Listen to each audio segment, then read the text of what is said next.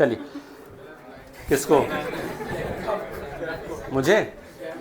अरे नहीं यार, मेरे जीन में नहीं है कलर ब्लाइंडनेस ना। कैमरे को हो सकता है, वो अलग बात है, मेरे जीन में तो नहीं है, मैंने चेक कराया था।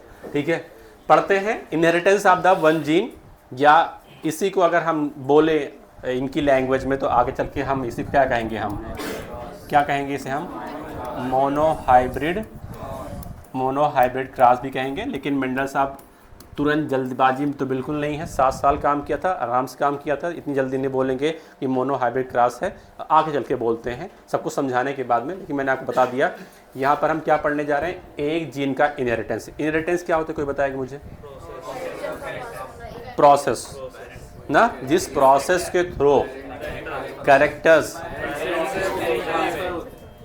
कैरेक्टर पेरेंट से ऑफस्प्रिंग में जाता है। आगे मैं आपको समझाऊंगा कि जो कैरेक्टर्स होता है उस कैरेक्टर को लेके कौन जाता है, मैं आगे बताऊंगा, अभी नहीं बताऊंगा। अभी केवल आपको इतना पता है inheritance of the one gene ना। तो हम ये पढ़ने जा रहे हैं कि एक जीन अपने पेरेंट्स से कैसे ऑफस्प्रिंग तक पहुंचता है। ठीक है, तो अगर जीन पहुंचेगा तो आपको पता है जीन क्या होता है, कोई बताएगा मुझे? अगर कुछ पता होगा तो आपको, एक्स फैक्टर होता है जीन। जीन क्या होता है?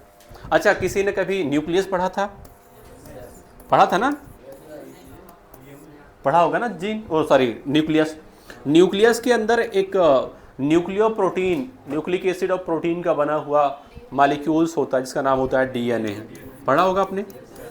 डीएनए अपना, हाँ कह सकते हैं, आगे बढ़ता है, सब बताएंगे, परेशान ना हो। डीएनए मैं बताऊंगा आपको, डबल हेलिक्स होता है ना। और डीएनए का ही वो पार्ट जो एक्सप्रेस हो जाता है उसे कहते हैं क्या है, हम जीन कहते हैं। क्या कहते हैं? अब जीन जो होता है इसी के पास क्या होता है, इंफॉर्मेशन मौजूद होती है। क्या होती है? इंफॉर्मेशन मौजूद होती है कि नेक्स्ट जनरेशन में कौन सा कैरेक्टर आएगा ऑफस्प्रिंग के अंदर। यानी कि जो इंफॉर्मेशन है वो पेरेंट्स से कहाँ जा रही है, ऑफस्प्रिंग में जा रही है, प्रोजेनी के अंदर जा रही है। और ले जाने वाले के नाम क्या होता है, जीन। और इस जीन के अंदर क्या भरा होता है, इंफॉर्मेशन भरी होती है। और जो इंफॉर्मेशन होती है कहीं ना कहीं आगे आप पढ़ेंगे, बहुत आगे आप पढ़ेंगे कि वो बेस पेयर के फॉर्म में होती है। जैसा बेस पेयर का सीक्वेंस होगा वैसा mRNA बनेगा, वैसा प्रोटीन बनेगा, वैसा एंजाइम बनेगा, वैसा सबस्ट्रेट क्या करेगा, सबस्ट्रेट जो होगा एंजाइम की वजह से प्रोडक्ट में कन्वर्ट हो जाएगा और वही आपका कैरेक्टर शो करने वाला है। वो सब आगे की बात है, फिलहाल इतने बात करते हैं कि inheritance of the one gene, एक जीन कैसे पेरेंट से ऑफस्प्रिंग में जाता है। ये पूरी डिटेल चलेगी लगभग 2 से 3 दिन तक। कितना? 3 दिन तो कम है, पूरा हफ्ता चलने वाला है। आराम से पढ़ेंगे, कोई दिक्कत नहीं।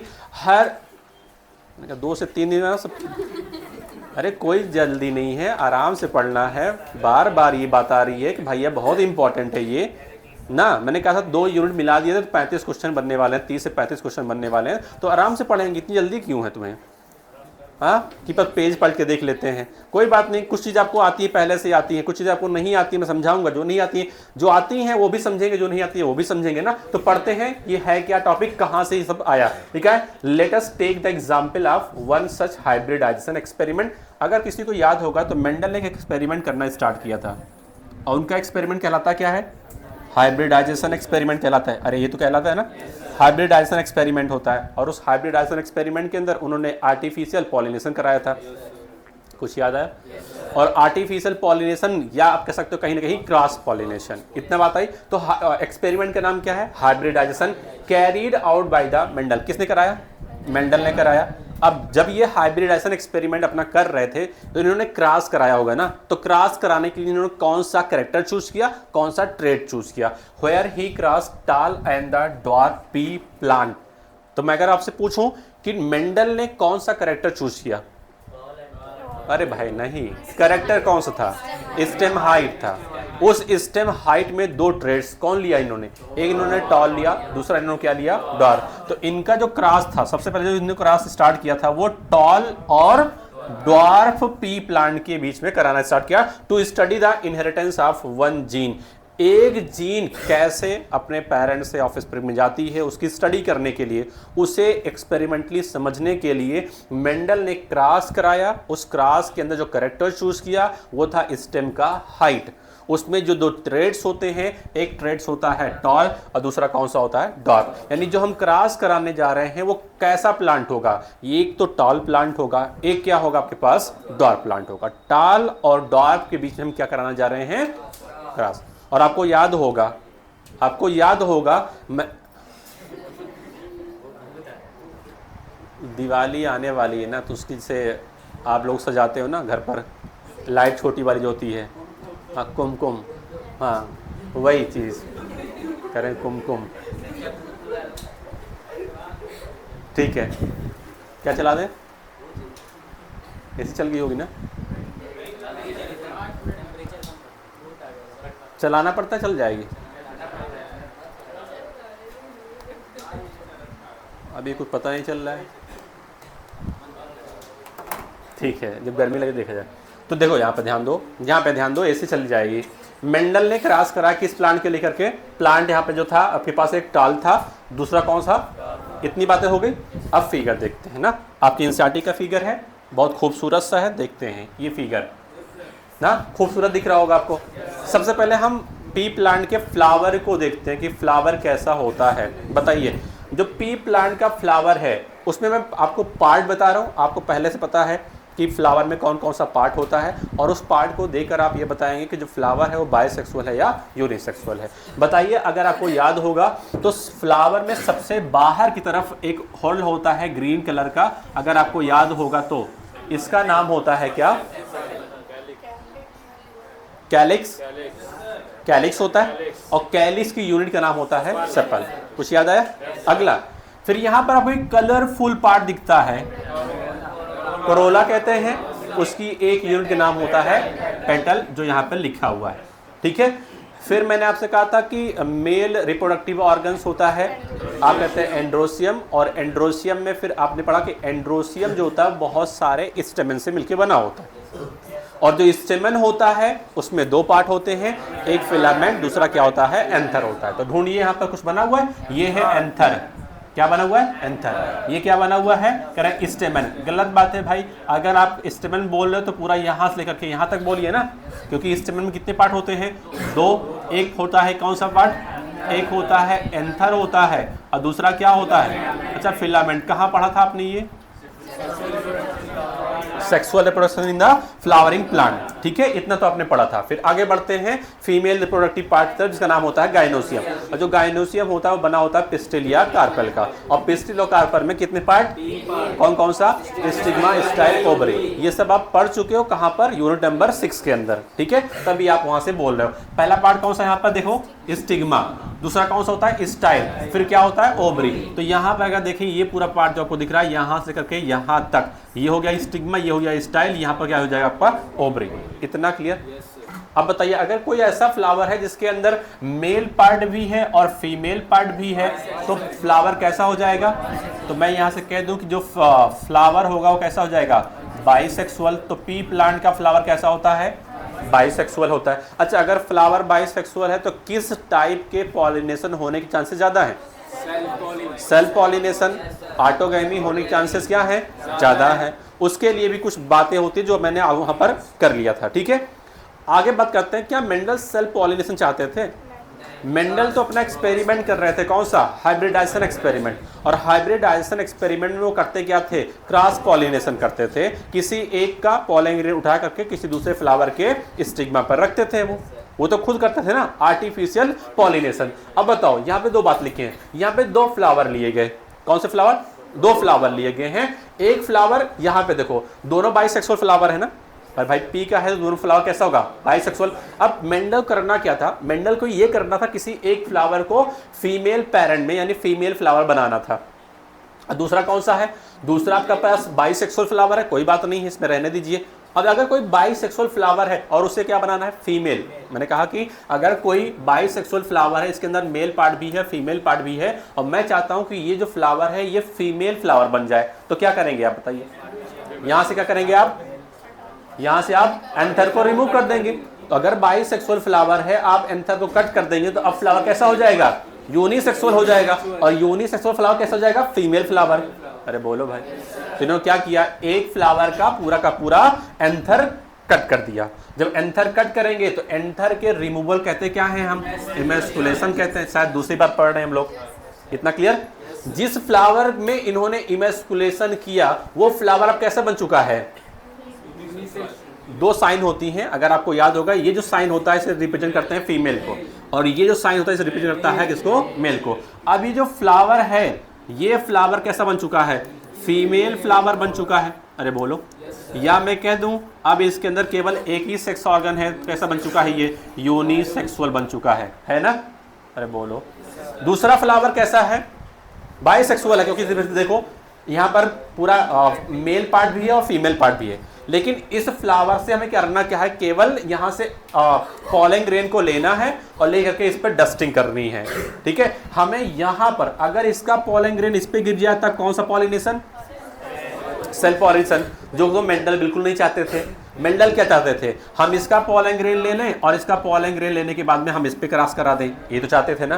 तो यहाँ फ्लावर चाहे वो यूनिसेक्सुअल ले लीजिए आप, चाहे बाइसेक्सुअल ले लीजिए। अगर आपको यूनिसेक्सुअल लेना है तो इसे मेल फ्लावर बनाना पड़ेगा, हाँ। बाइसेक्सुअल लेना है तब भी इसे मेल फ्लावर ही रहना दिया, हमें मेल से पार्ट है, मतलब हमें यहाँ पर केवल किसी पार्ट मतलब है पॉलन ग्रेन से। तो यहाँ पर पॉलन ग्रेन यहाँ से उठाया गया और पॉलन ग्रेन को ला करके इस फ्लावर के ऊपर डस्टिंग कर दी गई, ठीक है। क्या हो गया, transfer of the pollen grain. और पॉलन ग्रेन का ट्रांसफर होना कहलाता क्या है, पॉलिनेशन। और यहाँ पर मेंडल साहब खुद करा रहे थे, इसका मतलब यहाँ पे जो पॉलिनेशन हो रहा है वो आर्टिफिशियल क्रॉस पॉलिनेशन हो रहा है। अब तुम्हें सब कुछ पता है, मैं जो बोलूँगा आप बताएंगे। अगर किसी फ्लावर के अंदर पॉलिनेशन हो गया उसके बाद क्या होता है, आपको याद होगा। अरे भाई रुको, पहले पॉलन ग्रेन आ गया स्टिग्मा पर, फिर बातचीत होती है ना, नेचुरल प्रोसेस में इंटरेक्शन, पॉलन पिस्टिल इंटरेक्शंस, पहचानना पड़ता है कि तुम हमारे घर के हो या नहीं हो ना, कॉम्पेटेबल है या नहीं है। अगर कॉम्पेटेबल है तब अलाउ करते हैं, तो ठीक है भाई अपना पॉलन ट्यूब बना लो, ठीक है ना। अगर पॉलन ट्यूब बन गया तो आपको याद होगा जो पॉलन ग्रेन आता है, कभी कभी वो 2 सेल स्टेज पे आता है, कभी कभी वो 3 सेल स्टेज पे आता है, ये सब बातें आपको पता है ना। पॉलन ट्यूब बनेगा, स्टिग्मा से स्टाइल में आएगा, स्टाइल से कहाँ पर आएगा, ओवरी के अंदर आएगा। ओवरी में क्या होता है, ओवरी के अंदर ओव्यूल होता है। अरे बोलो, ओवरी के अंदर ओवरी की कैविटीज का नाम होता है लोक्यूल, लोक्यूल प्लासेंटा, प्लासेंटा के ऊपर ओव्यूल लगा होता है। अरे बोलो भाई, और ओव्यूल के अंदर अगर देखा जाए तो 2 चीज़ होती है, क्या क्या होता है ओव्यूल में, इंटीग्यूमेंट होता है, न्यूक्लियस होता है। अरे बोलो ना, न्यूक्लियस पूरे प्रोसेस है, अगर देखा जाए तो पूरा एम्ब्रियोसाइक बन जाएगा। और एम्ब्रियोसाइक बनने के बाद में पॉलन ट्यूब से एम्ब्रियोसाइक के अंदर क्या इंटर करेगा, पॉलन ट्यूब इंटर करेगा, कहाँ से, माइक्रोपाइल से इंटर करेगा। कुछ याद आया। अब माइक्रोपाइल के पास 3 सेल होती हैं, जिसे कहते हैं एग अपरेटस।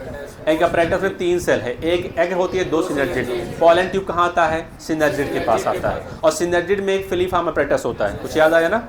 और फिलीफॉर्म अपरेटस क्या बताता है कि पॉलन ट्यूब को यहाँ से एंट्री करनी है। पॉलन ट्यूब के पास में क्या होता है, मेल गैमीट्स होते हैं। कुछ याद आ रहा है ना, ये सब आप पढ़ चुके हो। मेंडल ने केवल डायरेक्ट रिजल्ट दिखाया है।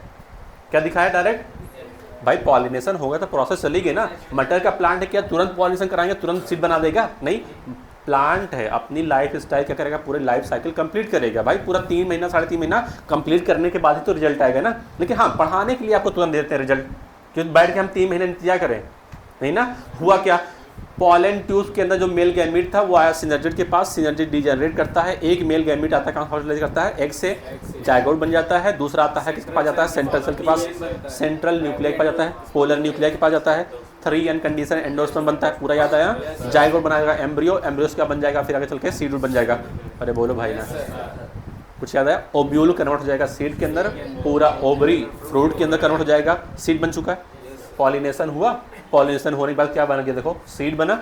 अरे बोलो, और सीड बनने के बाद सीड कहाँ होगा, फ्रूट के अंदर होगा। बोलो ना भाई।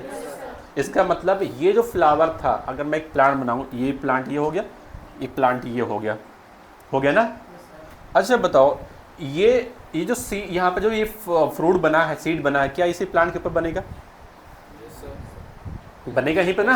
अरे भाई अगर फ्लावर यहाँ पर है तो यहीं तो बनेगा ना, ये तो ये यहीं पे बन रहा है। कहाँ बनेगा, जहाँ पर फीमेल पार्ट था, बन गया ना इस प्लांट।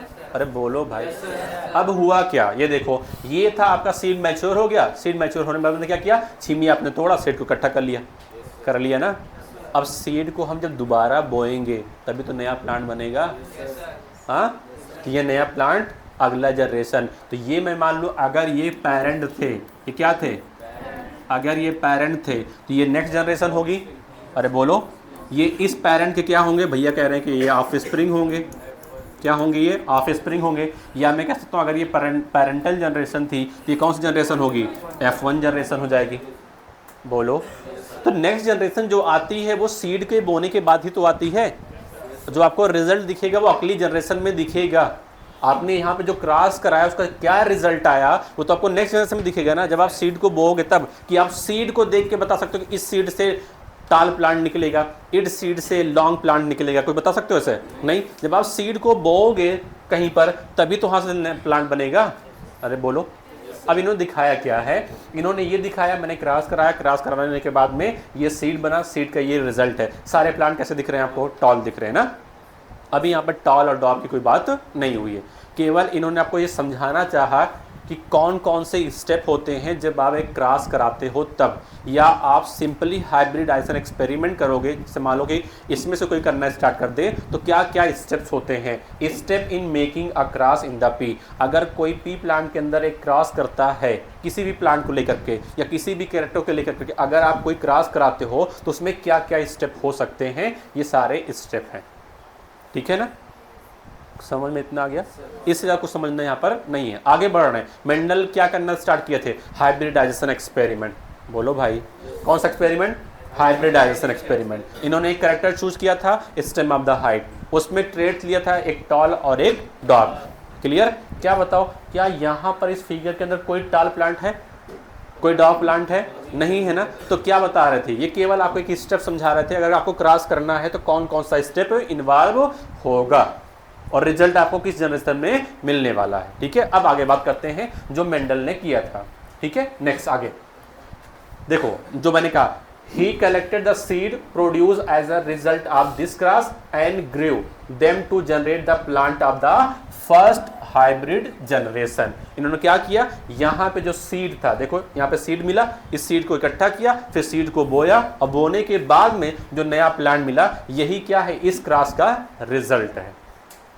और ये जो रिजल्ट आया है, अब ये प्लांट कैसा है? कह रहे हैं कि ये जो प्लांट है कैसा प्लांट है? ये हाइब्रिड प्लांट है। कैसे हाइब्रिड बना है वो हम आगे की बात करेंगे। ये जो प्लांट होगा कौन सा होगा? F1 जनरेशन का होगा, हाइब्रिड होगा। कितना क्लियर हो गया? बोलो ना भाई। बढ़िया है फिर, चलो कम से कम तुम्हें इतना पता है। Next, this generation is also called as the filial one progeny or the F1।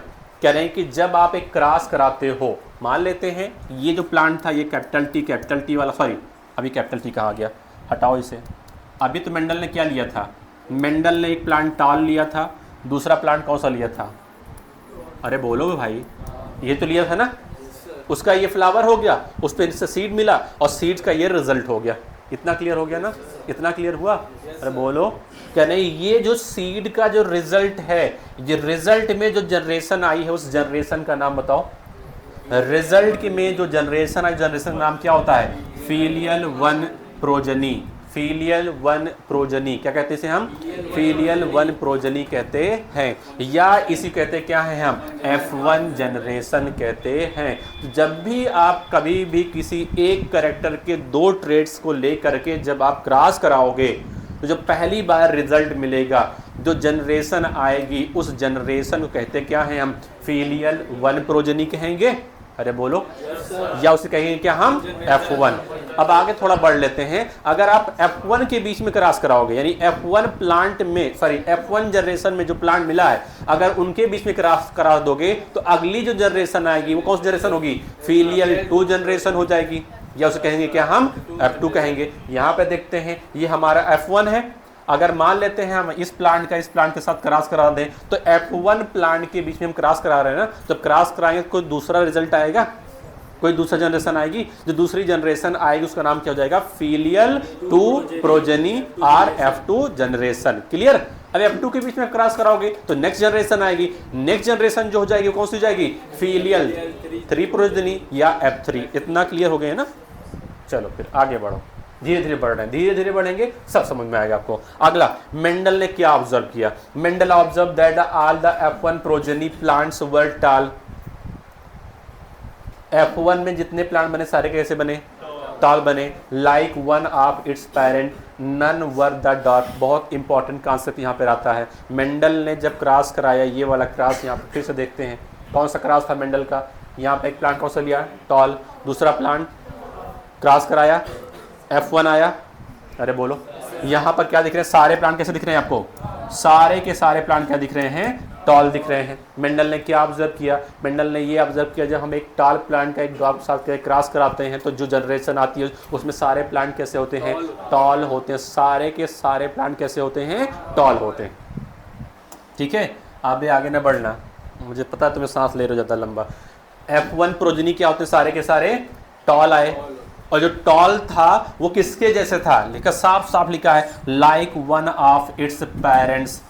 अब बताओ यहाँ पर इस प्लांट का पेरेंट्स कौन है, ये तो है ना, जितना टॉल ये था उतना ही टॉल, कॉन्सेप्ट आगे आएगा क्यों है उसके बारे में आगे बात करेंगे हम। लेकिन फिलहाल मेंडल ने जो ऑब्जर्व किया वो मैं बता रहा हूँ। मेंडल ने ये ऑब्जर्व किया जब मैं टॉल का डॉग के साथ क्रॉस कराता हूँ तो जो F1 में प्लांट आते हैं सारे के सारे कैसे आते हैं, टॉल आते हैं। और ये जो टॉल होता है वो अपने किसी एक पेरेंट के सिमिलर होता है। अब बताओ, दो पेरेंट्स हैं इसमें से, अरे ये दोनों पेरेंट ही तो हैं, बताओ जो टाल होगा वो इससे सिमिलरिटी शो करेगा, इससे सिमिलरिटी शो करेगा। भाई टाल है ये टाल शो करेगा, यानी जितना टॉल ये था उतना ही टॉल ये है। कह सकता हूं मैं जितना टॉल इसका पेरेंट था उतना ही टॉल इसकी हाइट भी आती है। इतना क्लियर हो गया? तो ये मेंडल का ऑब्जर्वेशन था।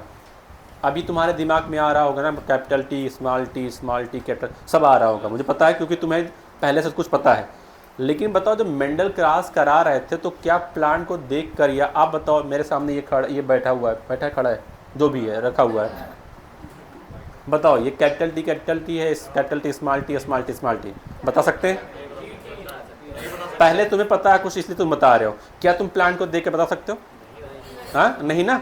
तो मेंडल को क्या प्लांट देख कर पता था कि इसके अंदर जीन कौन सा होगा? नहीं भाई, जीन नहीं दिखता है, जो दिखता है उसे कहते हैं क्या है, फिनोटाइप कहते हैं, आगे हम पढ़ेंगे। फिलहाल मेंडल का ऑब्जर्वेशन क्या था, ऑब्जर्वेशन क्या था कि जो भी F1 में प्लांट आएगा सारा प्लांट कैसा दिख रहा था, मेंडल को दिखा कैसा?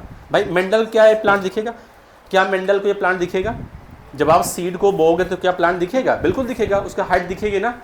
तो मेंडल क्या मिला, सारे के सारे टॉल मिले, और हाइट भी नाप ली, उतनी ही हाइट थी जितनी इसके पेरेंट की थी। इतना क्लियर हुआ? ये मैं चिल्ला इसलिए रहा हूं ताकि आपको हर बातें याद रहे। इसी से मैं लॉ बनाऊंगा, इसी से मेंडल ने क्या बनाया है, आगे चल के लॉ बनाया है। ठीक है, तो सब बातें आपको याद आनी चाहिए। F1 में जितने प्लांट होंगे सारे के सारे कैसे होंगे, टॉल होंगे।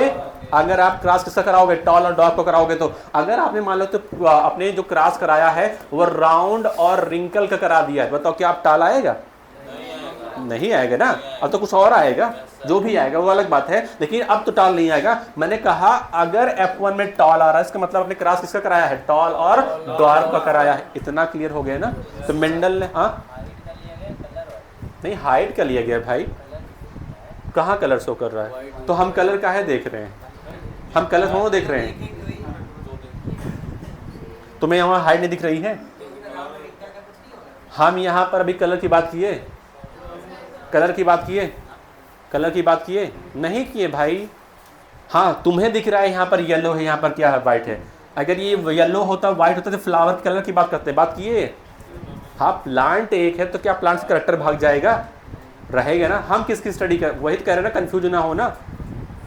क्योंकि जो मेंडल बता रहे हैं वो तुम बताओ, क्या पी के प्लांट से फ्लावर का कलर भाग जाएगा? हम केवल टाल और डॉग का क्रॉस करा रहे हैं तो केवल हाइट आए, कलर ना आए भाई।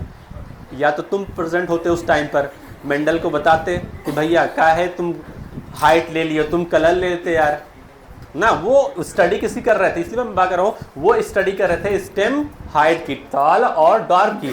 देखा जाए उसमें भी रूल लग रहा है, ये वायलेट है, ये क्या है आपका, व्हाइट है, ये क्या है, डोमिनेंट, ये क्या है, रिसेसिव है। आगे पढ़ेंगे भाई, इसलिए कहते हैं आगे पढ़ेंगे कौन सा कलर आ रहा है, डोमिनेंट वाला आ रहा है, आ तो वही रहा है ना। तो कोई बात नहीं, जो मैं पढ़ा रहा हूँ वो तुम पढ़ो, तुम कुछ ज्यादा देख रहे हो, इतना ज्यादा देख लोगे तो कहीं और पहुंच जाओगे। मेंडल का ऑब्जर्वेशन क्या था बताओ? मेंडल ने ये ऑब्जर्व किया कि F1 में जो भी प्लांट आएंगे वो अपने किसी एक, सबटाल नहीं आएंगे, अपने किसी एक पेरेंट के सिमिलर होंगे। अब सिमिलर क्यों होते हैं वो आगे की बात है। इतना क्लियर हो गया? चलो फिर आगे बढ़ते हैं। नेक्स्ट क्रॉस है ये।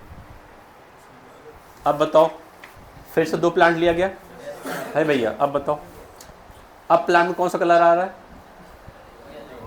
हाँ, अब मुझे लग रहा है तुम्हें कलर ब्लाइंडनेस हो गई है। किसी ने येलो बोला था, तुम बोले हो। अच्छा बताओ अब फ्लावर कैसे हैं? फ्लावर कैसे हैं अब? सेम कलर ना? अब बोलो पोजीशन देखो, दिख रही? कौन सी पोजीशन है?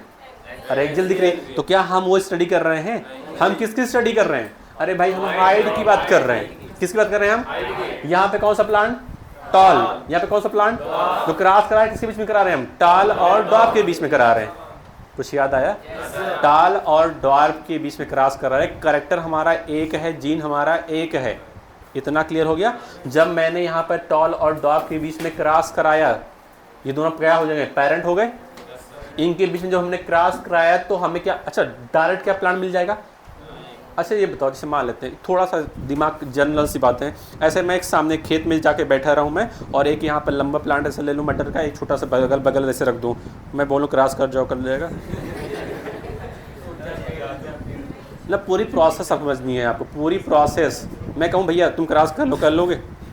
करेगा नहीं। अगर मान लो मैंने कह क्रॉस कर भी लेता है तो कहूँगा ना प्लांट बना लो, तुरंत तुरंत प्लांट बन जाएगा। पूरी प्रोसेस है ना यार। पूरी प्रोसेस क्या है? पॉलिनेशन होगा, जो मैं अभी बताया था, सब कुछ होने के बाद का ये रिजल्ट है। बताओ जब पेरेंट में टाल है, डॉफ है, क्रॉस किया तो कौन सा प्लांट आया? और जो जनरेशन उसका नाम F1 जनरेशन। तो पहले बात हो चुकी है ना, कैसा आया प्लांट? टाल आया। भाई बात ना को, कौन सा आया? टॉल आया। इतना क्लियर हो गया? अब आगे बढ़ते हैं। फिर इन्होंने F1 जनरेशन में जो टॉल आया था उसका उसी प्लांट के साथ क्रॉस कराया। अब ये क्या बात है? उसका उसी के साथ क्रॉस कराना, मतलब सेल्फ पॉलिनेशन। क्या लिखा है पर? सेल्फिंग, मतलब सेल्फ पॉलिनेशन। मतलब अगर ये प्लांट F1 में बन चुका है, मैं कहूँगा भैया तुम अपना अपने के साथ क्रॉस करा लो, तो क्या किसी नया प्लांट बनाएगा इधर फिर क्रॉस कराएगा? नहीं। क्या करेगा? उसके पास फ्लावर है, फ्लावर में दोनों सेक्स ऑर्गन है, मेल और फीमेल, क्या करेगा वो? सेल्फ पॉलिनेशन कर लेगा। हो गया सेल्फिंग। हाँ, समझाने के लिए, आपको दिखाने के लिए क्या किया इन्होंने? दो प्लांट बना के दिखाया ताकि आपको समझ में आए। एक मैं पॉलन ग्रेन ले लूंगा, दूसरा क्या ले लूंगा? मैं एग ले लूंगा, और दोनों के बीच में क्या होता है? सेल्फिंग हो जा रहा है। इतना क्लियर हो गया? जब मैं F1 में दो टाल प्लांट के बीच में क्या कराऊंगा? क्रॉस कराऊंगा, तो नेक्स्ट जनरेशन आएगी, और जो नेक्स्ट जनरेशन आई उसका नाम बोलो F2 जनरेशन या फिलियल टू प्रोजेनी। अब देखो ना क्या दिख रहा है आपको? F2 के अंदर क्या प्लांट दिखा आपको? सारे टॉल दिखे? नहीं, कुछ आपको टॉल दिख रहे हैं, कुछ क्या आपको दिख रहे हैं? डॉग दिख रहे हैं। अब मेंडल का अलग अलग क्या आएगा? ऑब्जर्वेशन। जब मेंडल ने F1 तक क्रॉस कराया था, ऑब्जर्वेशन क्या था कि F1 प्लांट जो आ रहा है, F1 में जो प्लांट आ रहा है वो सारे के सारे टॉल आ रहे थे। समझ में आया? सारे के सारे टॉल आ रहे थे, वो किसी एक पेरेंट के सिमिलर थे। जब मैंने इसी प्लांट का इसी के साथ क्रॉस कराया, बोल तो मैंने सेल्फिंग करा दिया, तो अब जो नेक्स्ट जनरेशन है उसका नाम बोलो। लेकिन F2 जनरेशन जो प्लांट आया वो मेंडल देखकर चौंक गए। हुआ क्या भाई? हमने टॉल के साथ क्रॉस कराया, ये डॉफ वाला कहां से आ गया? मैं तो सोच रहा था जब मैं टॉल और डॉफ का कराऊंगा तब टॉल और डॉफ आना चाहिए था, आया नहीं आया।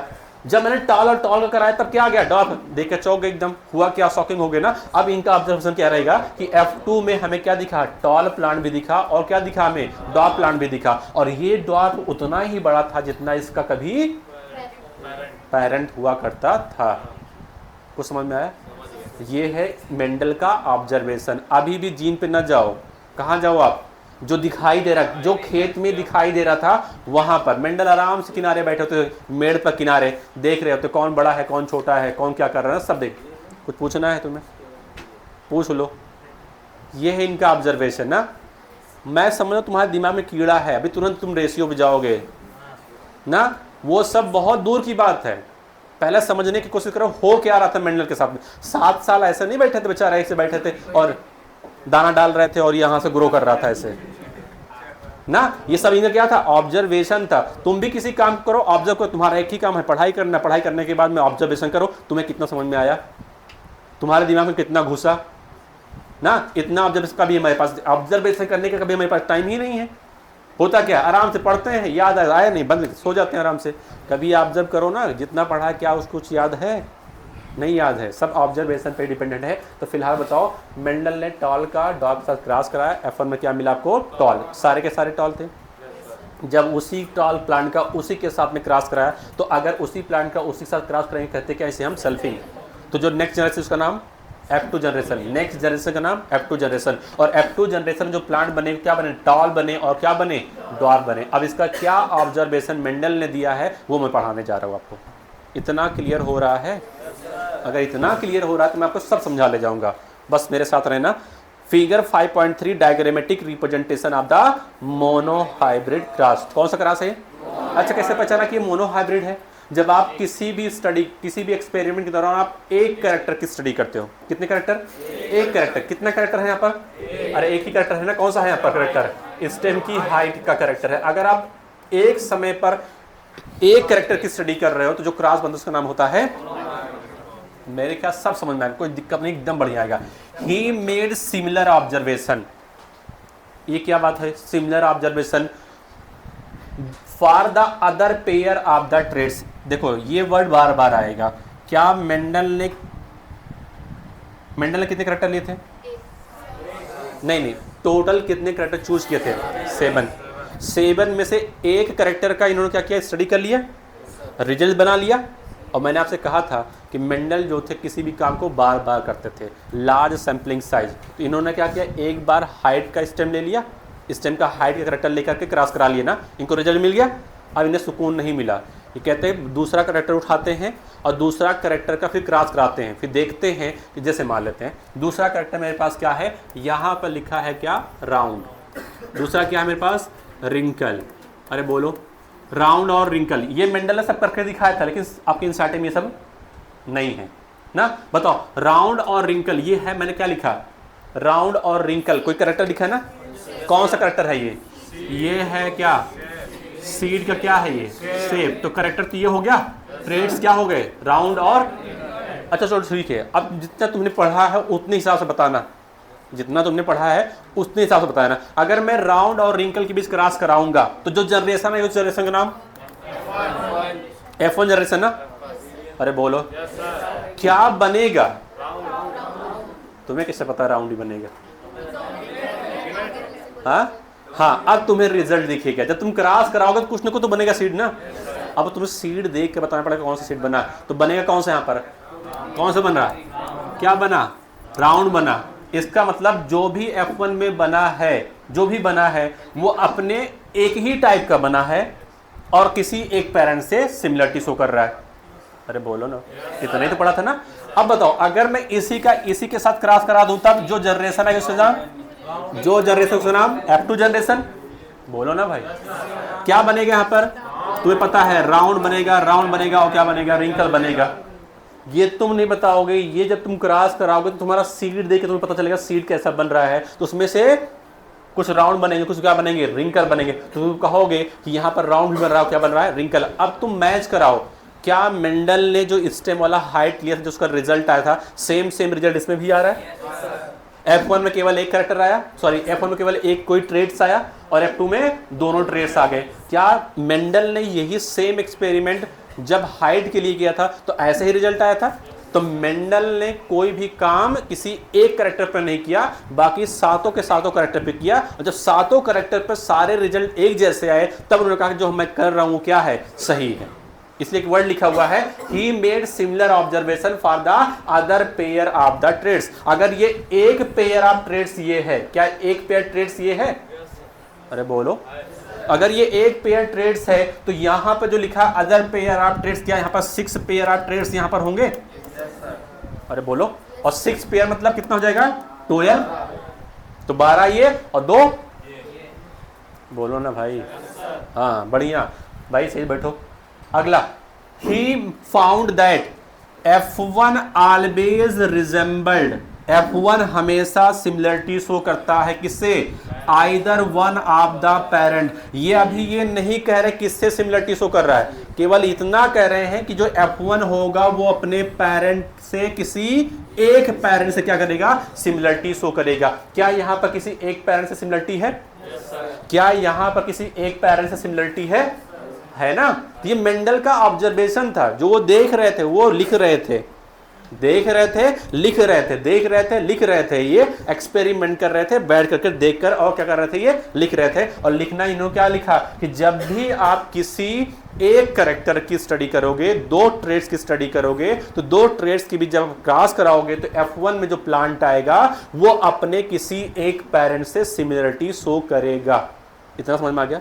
मैंने अभी ये नहीं कहा आपसे कि वो किससे शो करेगा और किससे शो करता है, उसका रीजन क्या है, वो सब आगे आएगा जब मैं आपको जीनोटाइप पढ़ाऊंगा तब। ठीक है इतनी बात? तो ये आप अंडरलाइन करें, F1 always resembled either one of its parents.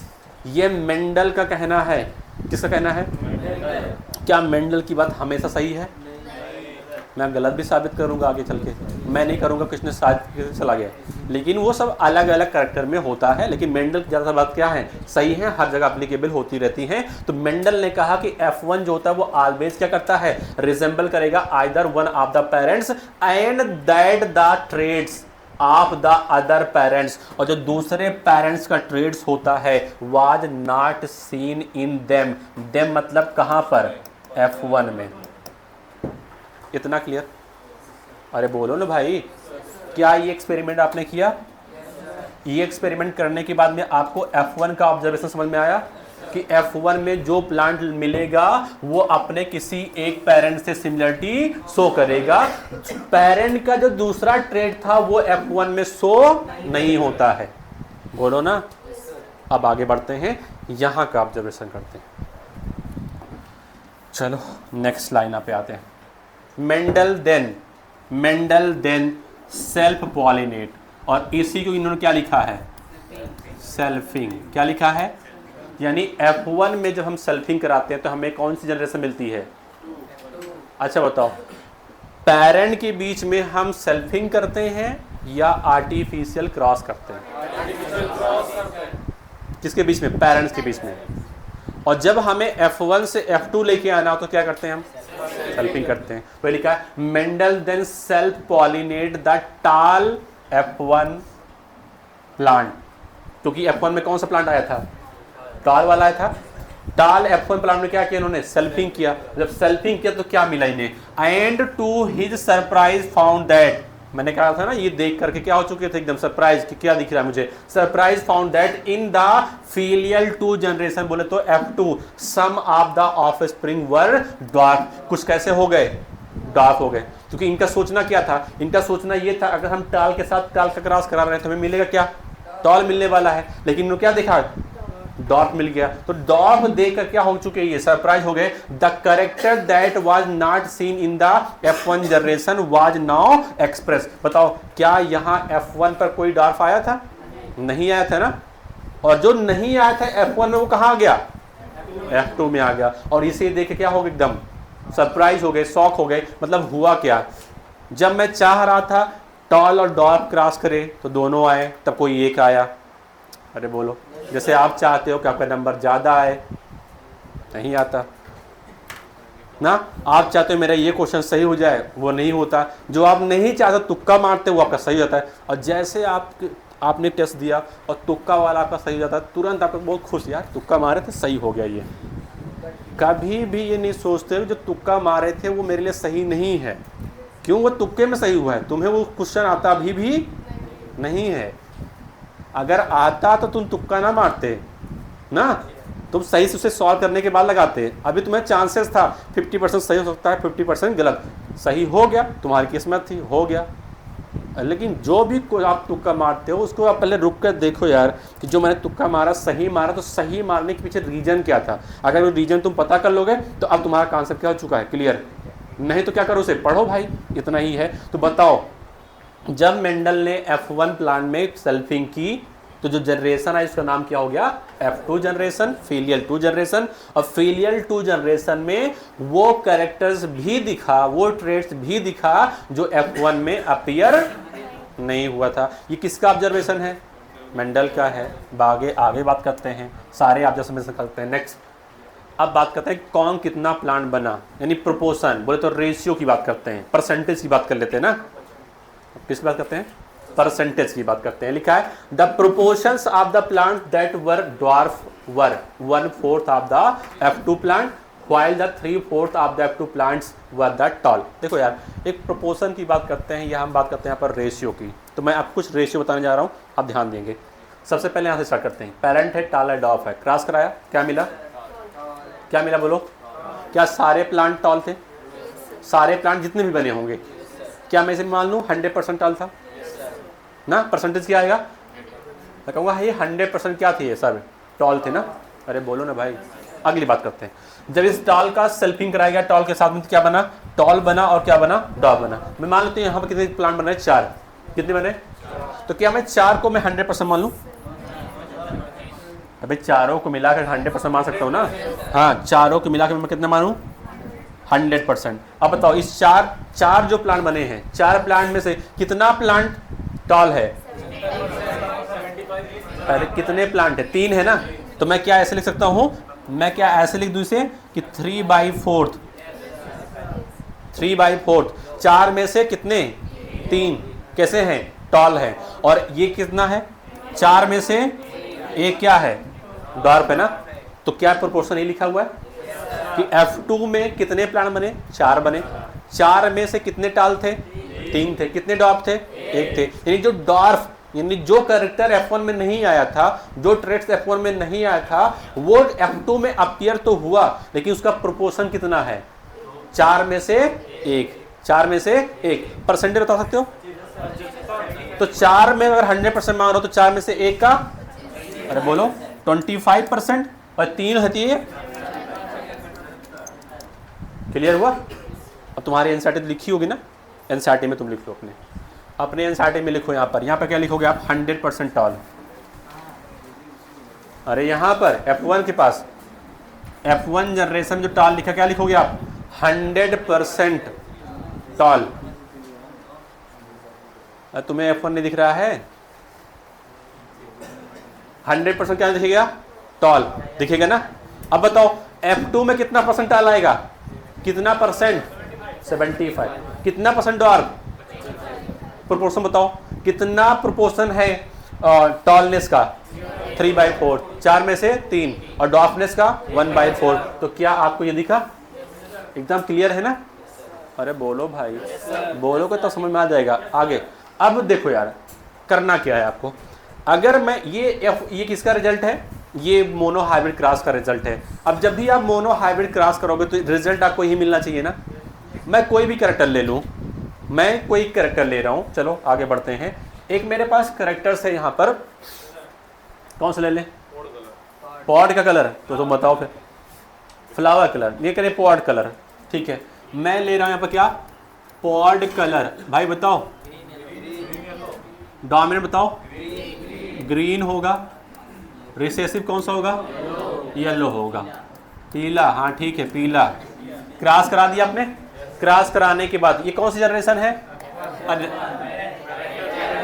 ये कब से F1 हो गया? पेरेंटल है। अच्छा एक बात और बताओ, जब भी मेंडल क्रॉस कराते थे पेरेंटल के बीच में, तो प्लांट कैसा लेते थे वो? हमेशा ट्रू ब्रीडिंग। कैसा प्लांट था? ट्रू ब्रीडिंग वाला। और आपने ट्रू ब्रीडिंग बनाने के लिए पूरा का पूरा एक एक्सपेरिमेंट किया था ना? मैंने कहा था ना, वो सीड इकट्ठा करेंगे, पन्नी भर के रख लेंगे, ठीक है। अगला ग्रीन है, येलो है, बताओ F1 में क्या आएगा? कोई एक ही आएगा। अभी पता है तुम्हें कौन आ रहा है? ग्रीन आ रहा है, मान लेते हैं। कह रहे कैसे पता? जब क्रॉस करोगे इनके बीच में तो सीड बनेगा ना? नहीं आता है, इसलिए मैं कह रहा हूँ ना, नहीं आता है। नहीं, वहां पे लिखा नहीं है। अभी डोमिनेंट ऐसे बाद में बताएंगे हम, वो सब बात है। लेकिन अभी अगर मैं कहूँ क्रॉस करोगे तो कोई ना कोई एक तो आएगा ना? ग्रीन येलो में कोई एक है। अभी ग्रीन आ रहा है। कौन सा आ रहा है? ग्रीन ही आ रहा है। अगला ये हो गया F1। ग्रीन का ग्रीन के साथ क्या कराएंगे? सेल्फी कराएंगे। और जब ग्रीन का ग्रीन के साथ सेल्फी कराएंगे, बताओ क्या बनेगा? क्या बनेगा? कह रहे येलो बनेगा। क्या बनेगा? क्या ग्रीन नहीं बनेगा? कितना बनेगा? कितना येलो बनेगा? एक येलो बनेगा। अब बताओ F1 के अंदर, कोई बात नहीं, आप बात नहीं करिए, बोलिए बस आप जो मैं बोल रहा हूँ। F1, ये है F1, ये बताओ कौन सा जनरेशन? F1 क्या 100% ग्रीन? F2 के अंदर कितना प्रोपोर्शन है? 3/4 ग्रीन का। वो करेक्टर जो वो ट्रेस जो F1 में आया था, अरे बोलो, यहाँ तो 100% था, यहाँ पर परसेंटेज बताओ 75%, कितना, और यहाँ पर येलो का 25% और प्रोपोर्शन कितना 1/4, इतना आ गया। अच्छा ये बताओ तुम्हें कुछ दिख रहा है यहाँ पर, क्या दिख रहा है, दिख रहा है तुम्हें, मुझे कुछ और दिख रहा है, क्या दिख रहा है, देखो जब हम F1 में होते हैं तो F1 में जो करेक्टर आता है वो 100% वाला होता है ना। जब नेक्स्ट जनरेशन में आते हैं, जो F1 में करेक्टर आया था, जो F1 में ट्रेड्स आया था, उसका परसेंटेज F2 में क्या हो चुका है, अरे कम हो चुका है। पहले कितना था यहाँ पर, अब कितना बचा, बताओ। अगर हम थर्ड जनरेशन में मान लो चले जाएं, F3 में चले जाएं, तो F3 में जाएंगे हम, तो बताओ ये जो करेक्टर आ रहा था F1 में, क्या वो करेक्टर F3 में भी आएगा, आएगा। अब परसेंटेज बढ़ के आएगा, कम होके आएगा, कम होके आएगा। हाँ तुम समझ गए, पूरा समझ गए हो, बस मैं ही समझाना चाहता था। अगला बताओ, F1 में रिसेसिव वाला जो दूसरा ट्रेड था, क्या यहाँ पर कोई आया था, तो मैं इसके लिए अगर मैं कहूँ परसेंटेज कितना 0, अरे बोलो, और F2 में मतलब परसेंटेज क्या हो गया इसका, मतलब किसी एक का घट रहा है, किसी एक का, बोलो। एक बात आपको पता होगी, जब आप सेल्फिंग करते हो, क्या करते हो आप, सेल्फिंग करने से होता क्या है, जो रिसेसिव कैरेक्टर्स होते हैं वो बढ़ने लगते हैं ना। उसे हम आगे पढ़ाएंगे कभी, आपको इनब्रीडिंग डिप्रेशन टाइप का होता है। इसलिए आप कहते हो प्लांट जो होता है वो ऑटोगैमी नहीं करना चाहता है, क्योंकि ऑटोगैमी करोगे तो रिसेसिव कैरेक्टर क्या होते हैं, आने लगते हैं। हाँ नशे में नहीं हो ना, क्या कह रहे हो, नहीं हो सकता भाई, 2 ग्रीन 2 येलो नहीं होगा, नहीं होगा, अभी फिलहाल तो नहीं होगा, बिल्कुल नहीं होगा, जो है वो मैं बता रहा हूँ। चलो अब तुम यहाँ पर आ जाओ, बहुत कुछ पढ़ चुके हो, देखो यहाँ पे बताओ, यहाँ पे आओ, यहाँ पे रहो, नहीं होगा भाई, हाँ पक्का है, जो मैं बोल रहा हूँ सच्ची से कहो, कसम खा लें, सही यही आएगा, जो कहेंगे सच कहेंगे, सच की जुआ।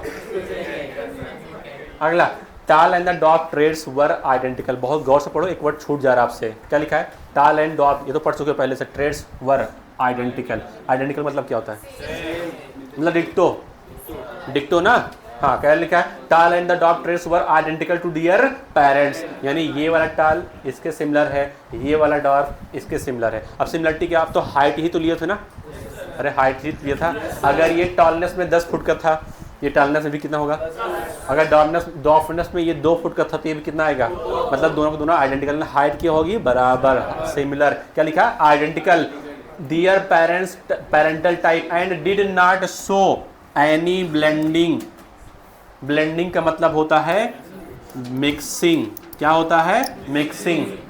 मैंने कहा था ना, अगर मान लेते हैं ये टाल कितना फुट का है, 10 फीट का है, ये ड्वार्फ जो है वो 2 फीट का है, ये टाल आएगा कैसा आएगा, ये 10 फीट का आएगा, ये भी टाल कैसा रहेगा, 10 फीट का रहेगा, आइडेंटिकल हो गया। ये वाला भी कैसा रहेगा, 10 फीट का रहेगा, ये वाला भी 10 फीट का रहेगा, ये वाला भी 10 फीट का रहेगा, ड्वार्फ ये वाला 2 फीट का रहेगा। अरे बोलो, मतलब जो पेरेंट वही टालनेस, यहाँ पर भी कोई, देखो क्या कोई मिक्सिंग हुई, नहीं हुई, जैसे पेरेंट्स वैसे उसके बच्चे। अरे बोलो, डॉर्फनेस में देखो 2 फुट का, यहाँ पर भी कितना है, 2 फुट का, तो कह रहे थे ये मेंडल को देख के पता चला कि यहाँ पर कोई मिक्सिंग नहीं, अगर मिक्सिंग हो जाती तब क्या होता, अगर मिक्सिंग होती तो हो सकता है यहाँ पर कोई ऐसा प्लांट बनता जो कितना फुट का होता, 6 फुट का होता, ना बहुत लंबा होता ना बहुत छोटा होता, दोनों के बीच का होता। अगर कोई 20 का मिलता प्लांट, तब मैं कहता हूँ क्या हो गया, यहाँ पर मिक्सिंग हो गई, ब्लेंडिंग हो गई, इतना क्लियर। तो मेंडल को ब्लेंडिंग नहीं मिली, मेंडल को ब्लेंडिंग नहीं मिली, किसी को मिली है और वो आगे की बात है, उससे एक नया रूल बनेगा, लेकिन अभी मेंडल क्या मिला था, ब्लेंडिंग नहीं मिली थी, ठीक है, इतनी बातें। तो कह रहे हैं कि मेंडल ने ये पाया कि चाहे वो F1 हो चाहे क्या हो, F2 हो, जो भी ट्रेड्स अपीयर होते हैं वो अपने पेरेंट के क्या होते हैं, आइडेंटिकल होते हैं। इससे पता चलता है कि कोई भी ब्लेंडिंग नहीं हो रही है। ब्लेंडिंग मतलब क्या होता है, मिक्सिंग, मिक्सिंग नहीं हो रही है। That is all the offspring were either the tall, या तो क्या होगा, वो ऑफ स्प्रिंग टाल होगा, या तो क्या होगा, डॉर्फ होगा। None one of the in between the height, in between मतलब ऐसा नहीं कोई ना ज्यादा लंबा है ना ज्यादा बहुत छोटा है, बीच का आ गया, ऐसा प्लांट कोई भी नहीं मौजूद था। अगर ब्लेंडिंग होती तो क्या होता, अगर ब्लेंडिंग होती तो क्या होता, तब आपको बीच का मतलब इस हाइट के और उस हाइट के बीच का कोई प्लांट मिलता। ब्लेंडिंग नहीं हुई है इसलिए क्या मिले, या तो सारे के सारे टॉल मिले, या तो क्या मिले, टाल और डॉर्फ मिला। इतना क्लियर हो गया। ये किसने बताया सब, किसने बताया सब, मेंडल ने बताया।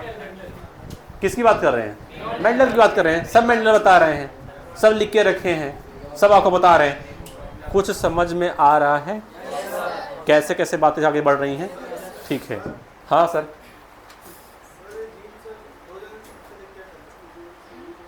क्या कह रहे हो,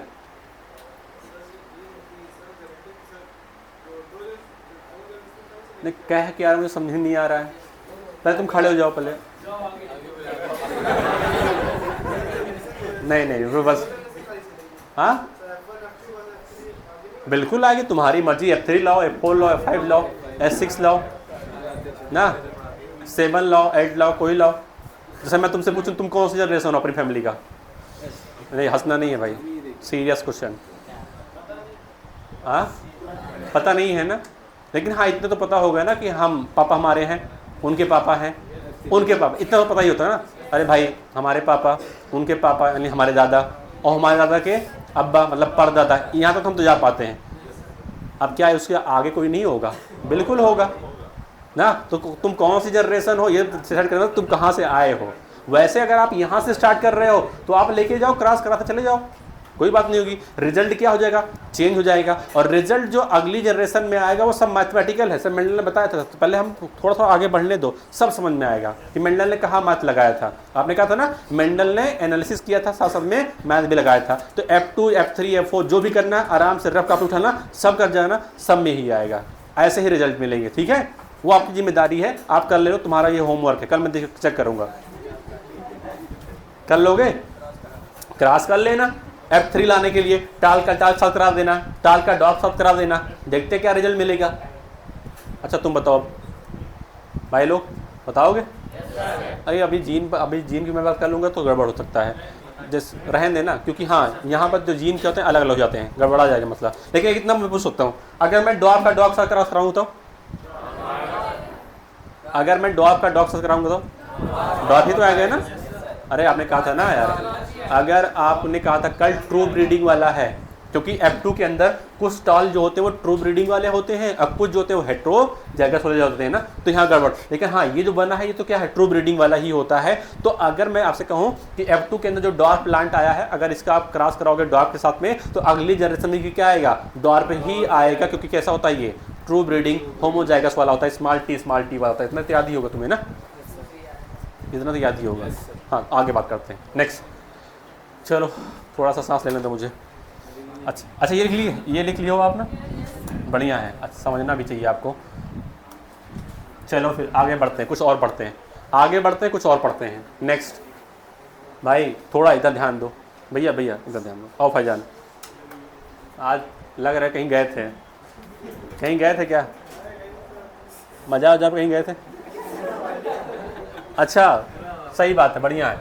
सिमिलर भाई इधर अब इधर मैं बोल सकता हूँ और कोई नहीं बोलेगा, ठीक है? हाँ सर बताओ क्या? हाँ बिल्कुल बचेगा। हाँ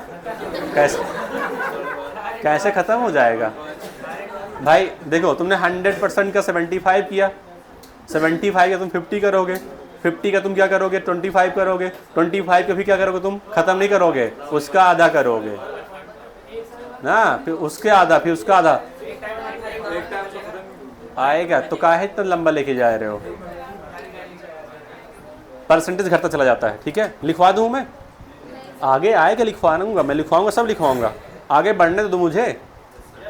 अभी स्टार्ट नहीं किया, पहले ख़त्म हो जा रहे हो यार। यहाँ पे देखो, चलो यहाँ देखो, यहाँ पर सारे का सबका ध्यान यहाँ पर होना चाहिए। Similar result were obtains with the other traits. मैंने कहा था ना मेंडल बहुत खतरनाक इंसान थे, कभी इन्हें संतुष्टि मिलती ही नहीं थी एक से, कहते ना सारे के सारे क्या थे, बदमाश नहीं थे, बहुत अच्छे इंसान थे। एक रिजल्ट जो मिलता था उस रिजल्ट को पाने के लिए दूसरे ट्रेड पर भी एक्सपेरिमेंट करते थे, क्या दूसरा शो कर रहा नहीं कर रहा है, अगर कर रहा है तो रिजल्ट हमारा क्या है, पक्का है, नहीं तो कुछ न कुछ गड़बड़ है। मैंने कहा था ये वर्ड दोबारा भी मिलेगा। That he studied only one of the parental traits were express in the F1। जैसे कितनी बार बताओगे आप, यही बात आप बता रहे हैं ना कि F1 में कोई एक ही ट्रेड्स क्या होगा, अपीयर होगा। While at the F2 stage यानी F2 जनरेशन पर both the traits were express in the proportion of, आपने कहा था ना प्रोपोर्शन 3:1। अभी इससे पहले आपने कहा था यहां पर कि चार में से लंबे वाले कितने हैं, 3 हैं, तो परसेंटेज कितना कहा था आपने, परसेंटेज 75। 4 में से डॉ कितना है 1/4, परसेंटेज 25। रेशियो निकालो इसका कितना आएगा, अरे रेशियो निकाल जानते हो, निकालो रेशियो कितना आएगा। ये मुझे नहीं पता मैथ कैसा होता है, मैंने अपना जुगाड़ मान लिया है। 3:, ये तो है ना भाई, 4 में से 3 क्या है, टाल है। और हाँ पता चला कि वीडियो कोई देख लेगा सर को मैथ हम नहीं आती, मैं तभी बायोलॉजी पढ़ा रहा हूँ। अगला डॉर्फ कितना है, 4 में से 1 ही तो है ना, तो क्या रेशियो आया। अब बताओ तुम, ये रट लेना, अभी क्या है ये आगे बताएंगे, क्या है ये आगे बताएंगे। फिलहाल आप ये बताओ कि जब भी आप किसी भी ट्रेड्स को लेकर के F1 से F2 में जाओगे, F1 से F2 में आओगे तो F2 का रिजल्ट क्या मिलेगा। F1 में जो ट्रेड आया था वो F2 में क्या आएगा, 3 के रेशियो में आएगा, या मैं बोलूँ तो 3/4 के प्रोपोर्शन में आएगा, या 75 आएगा। और जो ट्रेड्स F1 में अपीयर नहीं हुआ था वो F2 में किस रेशियो में आएगा, 1/4 में आएगा, प्रोपोर्शन में 25% होगा, और इसका रेशियो क्या बन जाएगा 1। क्लियर। अगर मैं आपसे कह दूं कि F2 में यहां पर भाई देखो यहां पर अगर मैं आपसे कहूं कि F2 के अंदर टोटल 100 प्लांट बने, कितने बने 100 में से तुम बताओ 100 में से कितने टाल बनेंगे, कितने डॉ बनेंगे, हाँ 75 क्या बनेगा, टाल बनेगा प्लांट, और 25 क्या बनेगा। ये कहां से निकाला आपने रेशियो, काट दो, 25 दिया 75, 25 होगा आ गया ना रेशियो।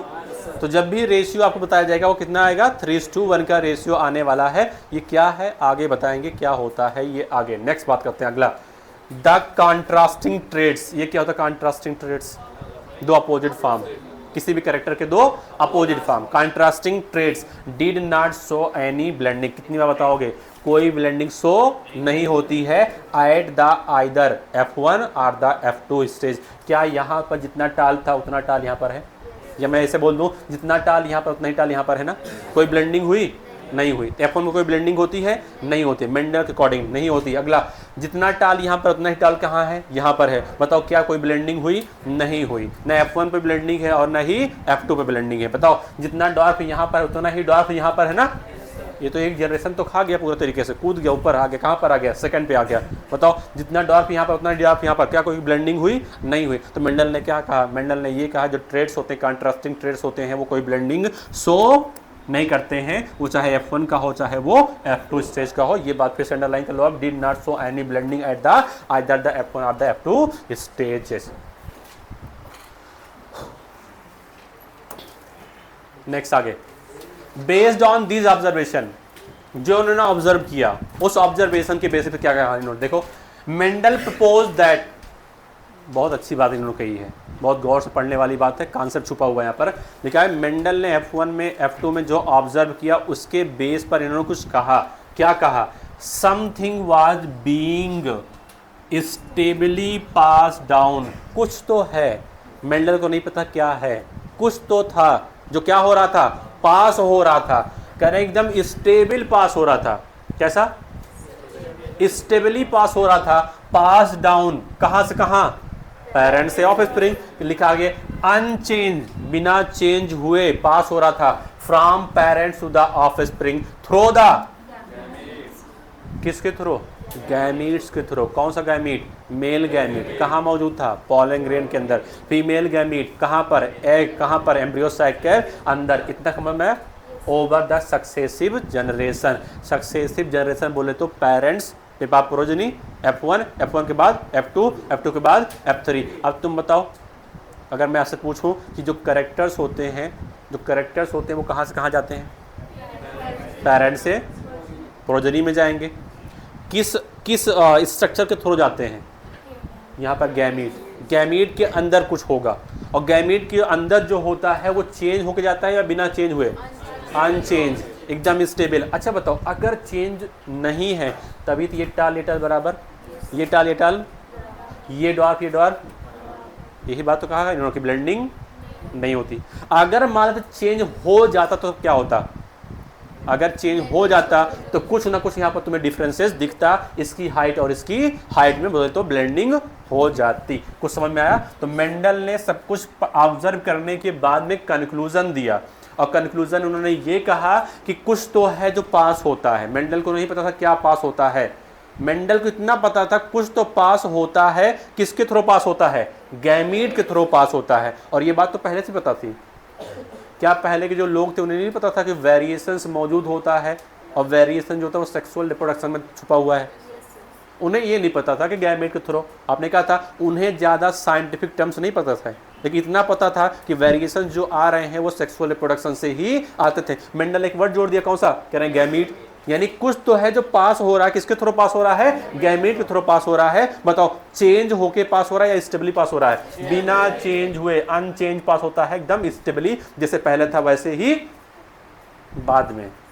बात क्लियर? लेकिन इनकी बात फिर से आगे क्या होगी, थोड़ा बहुत इधर उधर हो जाएगी। अभी हम मेंडल की बात कर रहे हैं, तो अभी इतना मान चलें कि मेंडल के अकॉर्डिंग एक जनरेशन से दूसरी जनरेशन में कुछ पास तो होता है। क्या पास होता है? आगे बात करूँ मैं, क्या पास हो रहा है। एकदम कैसा पास होता है? ये स्टेबली पास होता है। और यहीं पर कहीं ना कहीं थोड़ा बहुत क्या हो चुके थे? फेल हो चुके थे। लेकिन अभी क्या है? मेंडल की बात है। कुछ पूछना है? कुछ पूछना है तुम्हें? लग रहा है कुछ पहले पढ़ा ले, कह रहे पहले पढ़ा लो, उसके बाद बताते हैं। अगला, ही कॉल्ड दीज थिंग। इन्होंने कहा ना समथिंग, कहा था ना समथिंग। जो समथिंग था उसे क्या नाम दिया इन्होंने? क्या कहा उसे? अब बताओ, मेंडल ने ये कहा कि जो भी कैरेक्टर्स हैं, जो भी ट्रेड्स हैं, अपने पेरेंट्स से ऑफस्प्रिंग में जा रहे हैं, एकदम स्टेबली जा रहे हैं, और किसी के थ्रू जा रहे हैं, गैमीट के थ्रू जा रहे हैं, और गैमीट में कुछ है। गैमीट में जो है वो क्या है? फैक्टर है। तो मेंडल के अकॉर्डिंग अगर देखा जाए तो इनहेरिटेंस में कैरेक्टर को ले जाने वाला चीज क्या है? फैक्टर्स है। यानी कि उसके पेरेंट्स से ऑफस्प्रिंग में जो जाता है वो क्या जाता है? फैक्टर्स जाता है। क्या जाता है? ये किसने कहा? मेंडल ने कहा। आज हमें पता है, इतनी नॉलेज है कि मेंडल का जो फैक्टर था वही आज क्या है? Now we call them as the. अब तुम बताओ, साफ साफ बताओ, एक जनरेशन से दूसरी जनरेशन में जो करेक्टर जाता है तो करेक्टर को लेके कौन जाता है? हाँ, क्या? गैमीट के अंदर क्या होता है? जीन होता है। क्या होता है? जीन। तो मेंडल का जो फैक्टर था वो आज ही क्या है? जीन है। और आपने अगर हेडिंग आपको याद होगी, कौन सी हेडिंग थी? Inheritance of one gene. Inheritance मतलब मैंने कहा था प्रोसेस, जिस प्रोसेस से कैरेक्टर क्या होंगे? ट्रांसफर होंगे। तो इनहेरिटेंस क्या होगा? प्रोसेस। और उस प्रोसेस के अंदर ले जाने वाला, कैरेक्टर को ले जाने वाला कैरियर कौन है? जीन है। और मेंडल का यही जो आज जीन है, आज जीन है, ये आज मैं जानता हूं, यही मेंडल ने क्या कहा था? फैक्टर। क्योंकि उस वक्त जीन पता नहीं था, जीन नाम नहीं पता था। ठीक है, तो मेंडल ने क्या कहा था? उसे फैक्टर कहा था। अब इतना स्टडी हो चुकी है, जो मेंडल बार बार फैक्टर फैक्टर चिल्ला रहे थे कि जो भी कैरेक्टर अपने पेरेंट्स से ऑफस्प्रिंग में जाएंगे वो फैक्टर के थ्रू जाएंगे। आज वही फैक्टर क्या होता है? जीन होता है। इतनी दिमाग में घुस गया सारा? बोलो। मैं यहाँ पर आता हूँ, यहाँ से यहाँ जो गया जीन फैक्टर के थ्रू, मेंडल के अकॉर्डिंग किसके थ्रू? गैमेट बना होगा, गैमेट के अंदर क्या रहा होगा? फैक्टर। फैक्टर से कहाँ गया? यहाँ पर गया। यहाँ से यहाँ आया, गैमेट बना करके फैक्टर के थ्रू गया। अरे बोलो, गैमेट के अंदर फैक्टर के रूप में यहाँ पे पहुँचा। इतना क्लियर हो गया? चलो फिर आगे बढ़ लेते हैं, नेक्स्ट टॉपिक पे आते हैं। अगला लिखा हुआ है gene are the unit of the inheritance. Inheritance वो प्रोसेस है, मैंने कहा था ना प्रोसेस है, और उस प्रोसेस की सबसे बेसिक यूनिट क्या होती है?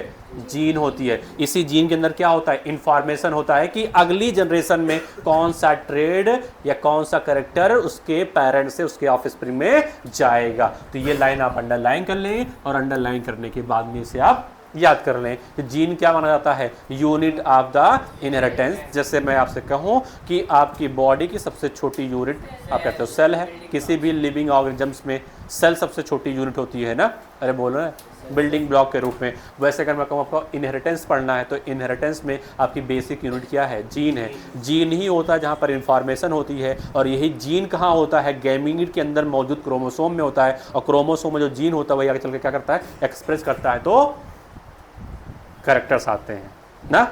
चलो आगे बढ़ें, जीन में क्या होता है ये पढ़ लेते हैं। दे बोले तो भाई भाईजान तुम्हारी आवाज़ आ रही है ना, तुम चेक कर रहे हो वहाँ की आवाज़ वहाँ से यहाँ आ रही है? नहीं, यही डायरेक्ट आ रही है, ऐसे ही आ रही है। थोड़ा ध्यान लगाओ इधर, नहीं मच्छर मारोगे। Gene gene contains the informations. Gene के पास क्या होती है? That is required to express a particular traits. कौन सा ट्रेड्स? या तो टार या तो डार्क। अगला पढ़ते हैं, इन एन ऑर्गेनिज्म, यानी नेक्स्ट जनरेशन में कौन सा ट्रेड एक्सप्रेस करेगा उसका इंफॉर्मेशन कहाँ मौजूद होता है? जीन के पास। समझ बात आ गई? तो जीन के पास क्या होता है? इंफॉर्मेशन होता है कि उस इंफॉर्मेशन में क्या होता है कि अगली जनरेशन में कौन सा ट्रेड एक्सप्रेस करेगा। इतना समझ में आ गया? आगे बढ़ते हैं। जीन, अब बात करते हैं आगे, बहुत इंपॉर्टेंट चीज लिखा है, gene which code for a pair of contrasting trade. Pair of contrasting trade, तो मैं क्या करेक्टर बोल दूं? अरे बोलो ना यार, कंट्रास्टिंग ट्रेड बोले तो करेक्टर्स ना। अगला क्या लिखा है? Gene which code for a pair of contrasting traits are known as the allele. जैसे मैंने आपसे कहा था कैरेक्टर के दो फॉर्म, कैरेक्टर के दो फॉर्म ट्रेड्स, कैरेक्टर के अपोजिट फॉर्म, वैसे जीन का अपोजिट फॉर्म एलील। क्या होता है? एलील। आगे, that is they are the slightly different form of the same gene. एक ही जीन के दो अपोजिट फॉर्म कहलाते क्या हैं? एलील्स कहलाते हैं। अब ये बताओ, जितने भी यहाँ पर ऑर्गेनिज्म मौजूद हैं मोस्टली सब क्या है? डिप्लॉयड हैं? अरे है नहीं। जैसे मैं अपनी बात करूँ, मैं अपनी की बात करूँ, मैं पी की बात करूँगा, हम क्यों फ्री हैं? पी भी डिप्लॉयड है? अरे है या नहीं है? बिल्कुल है। मैं कहूँगा यहाँ पर 2n = 14, अरे है। इसका मतलब यहाँ पर 7 क्रोमोसोम के क्या है? पूरे एक सेट हैं, पेयर में होगा ना। अरे 7 पेयर मतलब ये एक पेयर, ये 2 पेयर, ये 3 पेयर, ये चौथा पेयर, 5 नंबर, 6 नंबर और ये 7 नंबर। टोटल क्रोमोसोम कितने हो गए? टोटल क्रोमोसोम पेयर में कितने? 7 ना। अब बताओ, मैंने कहा कि यहाँ पर क्या है मेरे पास? जीन। अब देखो, ये मैं कह दूं कि ये वाला जो है ये पहला सेट हो गया, फर्स्ट सेट है ना। आपको पता होगा एक क्रोमोसोम कहाँ से आता है? उसके पेरेंट से आता है, सॉरी एक उसके फादर से आता है, उससे कहाँ से आता है? मदर से आता है, ये तो पता होगा आपने।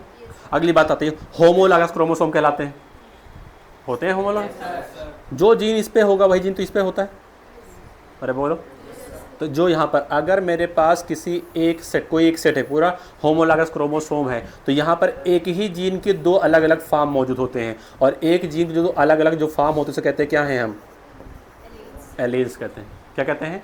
तो एलील जो होगा वो किसी एक क्रोमोसोम पर नहीं होगा। ऐसा नहीं होगा कि ये से मान लेते हैं, जैसे मान लेते हैं कि ये कोई है, मान लेते हैं कि ये जो एलील है मैं इसे रिप्रेजेंट कर रहा हूँ कैपिटल ए से, किसे?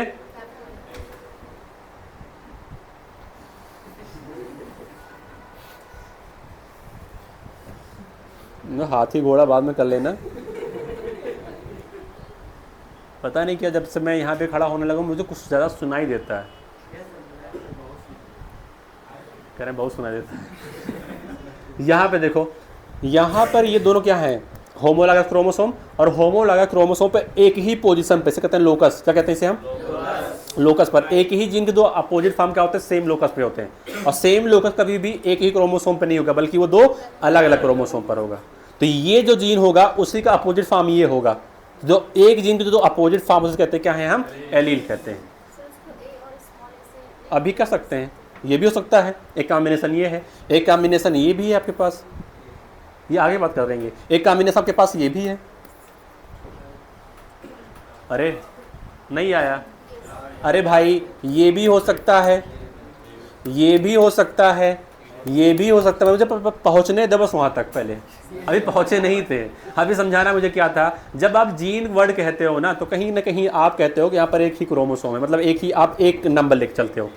जब आप एलील की बात करते हो तो वहाँ पर आप होमोलॉगस क्रोमोसोम पूरा का पूरा बात करते हो ना, तभी तो आपका एलील बनेगा। अरे बोलो ना भाई, क्लियर हुआ इतनी बातें? तो जीन के जो अपोजिट फॉर्म होते से कहते हैं क्या हैं हम, एलील कहते हैं। अच्छा बताओ, यहाँ पे बताऊँ, ये क्रोमोसोम हो गया। अब मैं कह रहा हूँ यहाँ पर एक जीन है, एक जीन यहाँ पर है, ये जो जीन है ये जीन दोनों से एलील हो सकते हैं? होंगे? ये एलील नहीं हो सकते। क्या एलील होंगे? एलील होने के लिए होमोलॉगस क्रोमोसोम होना चाहिए। होमोलॉगस मतलब ये अलग अलग क्रोमोसोम, इसका ये जीन है गया, ये इसके सामने जस्ट सामने सेम लोकस पर।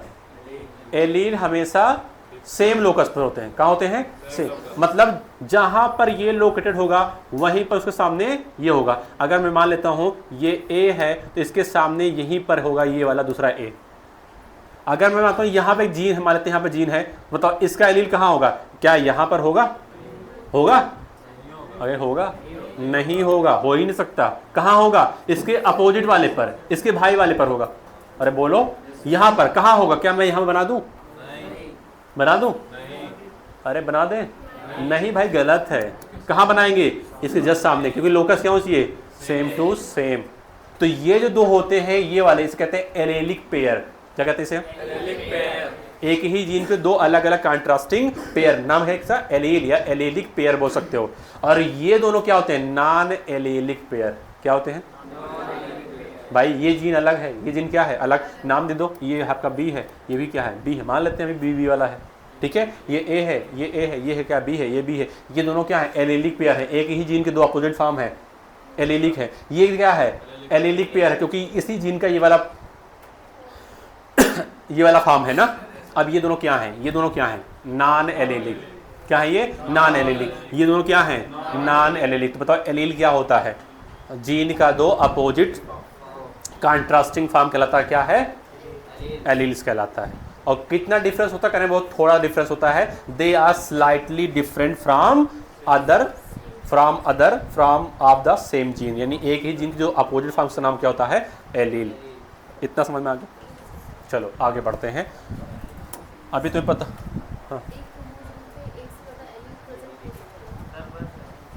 बस क्या है भाई? रुको भी, अभी कहाँ जाना तुम्हें भाई? अगर जाना हो तो जा सकते हो, गेट खुला हुआ, गेट खुला हुआ है। हाँ कुछ पढ़ा है ना? हाँ तो दिमाग में डालो, भी पढ़ना है हमें ना। क्या बोला आपने? एक क्रोमोसोम पर सेम जीन तो नहीं सकते। हाँ डिफरेंट जीन तो होंगे ना भाई, कहा तो मैंने। ये आपके पास ए जीन है, ये क्या है? बी जीन है, ये क्या है? सी जीन है। अरे बोलो भाई, इन्हें अकेले नहीं पढ़ा रहे हैं हम ना, तुम सबको पढ़ा रहे हैं, वहाँ तक पढ़ा रहे हैं। अगर समझना चाहोगे तो, नहीं तो यहीं से चला जाएगा। ऐसे ज्ञान तो बढ़ रहा है ना, ऐसे मुड़ जाएगा। इसलिए बराबर से यहाँ कोने आके यहाँ पे करने जाने, यहाँ से जाए सीधा सीधा, ठीक है। तो बात जरूरी नहीं मेरा चेहरा उसी में आए, बोर्ड आना चाहिए, बस खत्म बात। ये बताओ, ये एक जीन, दूसरा जीन, तीसरा जीन, हाँ ये जो जीन है सारे क्या है? अलग अलग हैं। किसके भी एलील तो होंगे ना? होगा नहीं होगा? बिल्कुल होगा, लेकिन कहाँ होगा? उसके होमोलॉगस वाले पर होगा। इसका एलील यहाँ पर होगा, इसका एलील यहाँ पर होगा, इसका एलील यहाँ पर होगा। होमोलॉगस क्रोमोसोम, सेम सेट वाला, सेम वाला। अभी भी नहीं याद आया? होमोलॉगस क्रोमोसोम क्या होती है? क्रॉसिंग ओवर होती है ना। सेल डिवीजन याद आया? कुछ याद आया? नॉन सिस्टर क्रोमैटिड कुछ याद आया? अरे याद आना चाहिए, तुम्हें नहीं याद आएगा गड़बड़ा जाएगा। अब बताओ, एक क्रोमोसोम पर क्या एक से ज़्यादा एलील हैं?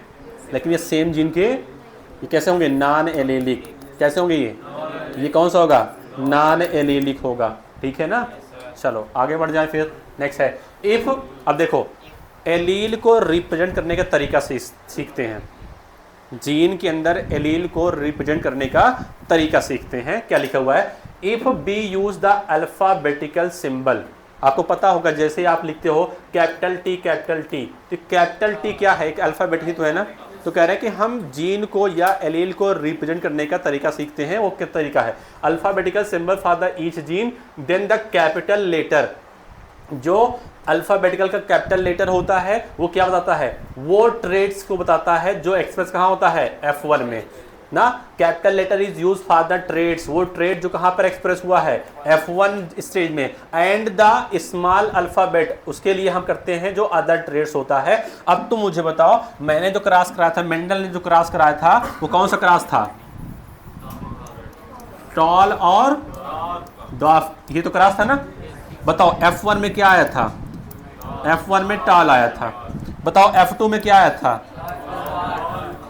टॉल भी आया था और क्या आया था, डॉर्फ। तुम्हें पता कितने टॉल थे, 3, कितना डॉर्फ था, 1। अब बताओ, मैं अगर आपसे कहूं कि आपको ये बताना जीन का, हाँ कुछ पूछ रहे थे, मैं कुछ पूछना है, हाँ मुझे दिखाई सुनाई बहुत दे रहा है, प्लीज थोड़ा सा, हाँ कहीं जाना है, नहीं जाना, ठीक है कोई बात, हाँ ठीक है यहाँ पे देखो, टाल एंड डॉग क्रॉस करा है, F1 में क्या है, टाल।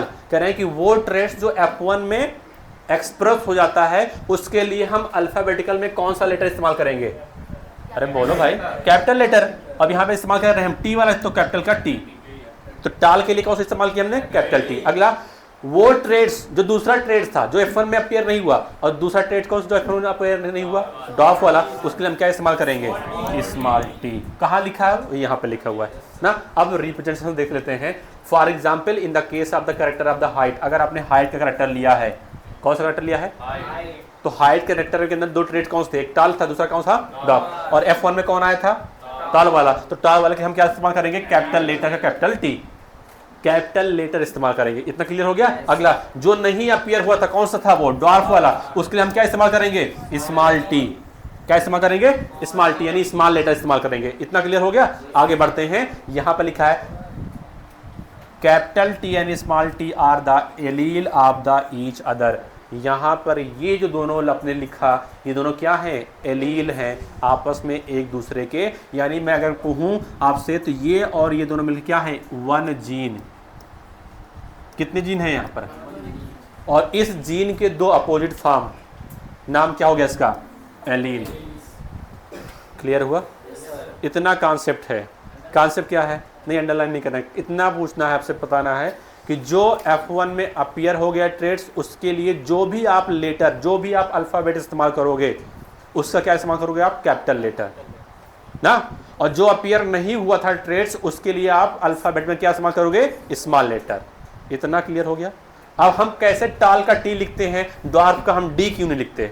जैसे यहां पर हमने टाल का कैपिटल टी लिखा है ना, और डॉर्फ के लिए हम स्मॉल टी लिख रहे हैं, तो हम स्मॉल टी ही क्यों लिखते हैं, हम यहाँ पर डॉर्फ क्यों नहीं लिख रहे हैं, डी भी लिख सकते थे ना। अरे भाई, जैसे आपने टाल का टी ले लिया है, वैसे आप डॉर्फ को रिप्रेजेंट करने के लिए आप स्मॉल डी ले सकते थे, लेकिन आपने स्मॉल डी लिया, आपने क्या लिया, स्मॉल टी।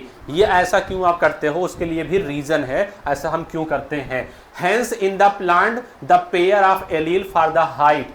हाइट, प्लांट के अंदर हाइट कैरेक्टर के लिए, प्लांट के अंदर जो पेयर बन सकता है एलील का, वो capital T capital T capital T small T small T small T हो सकता है।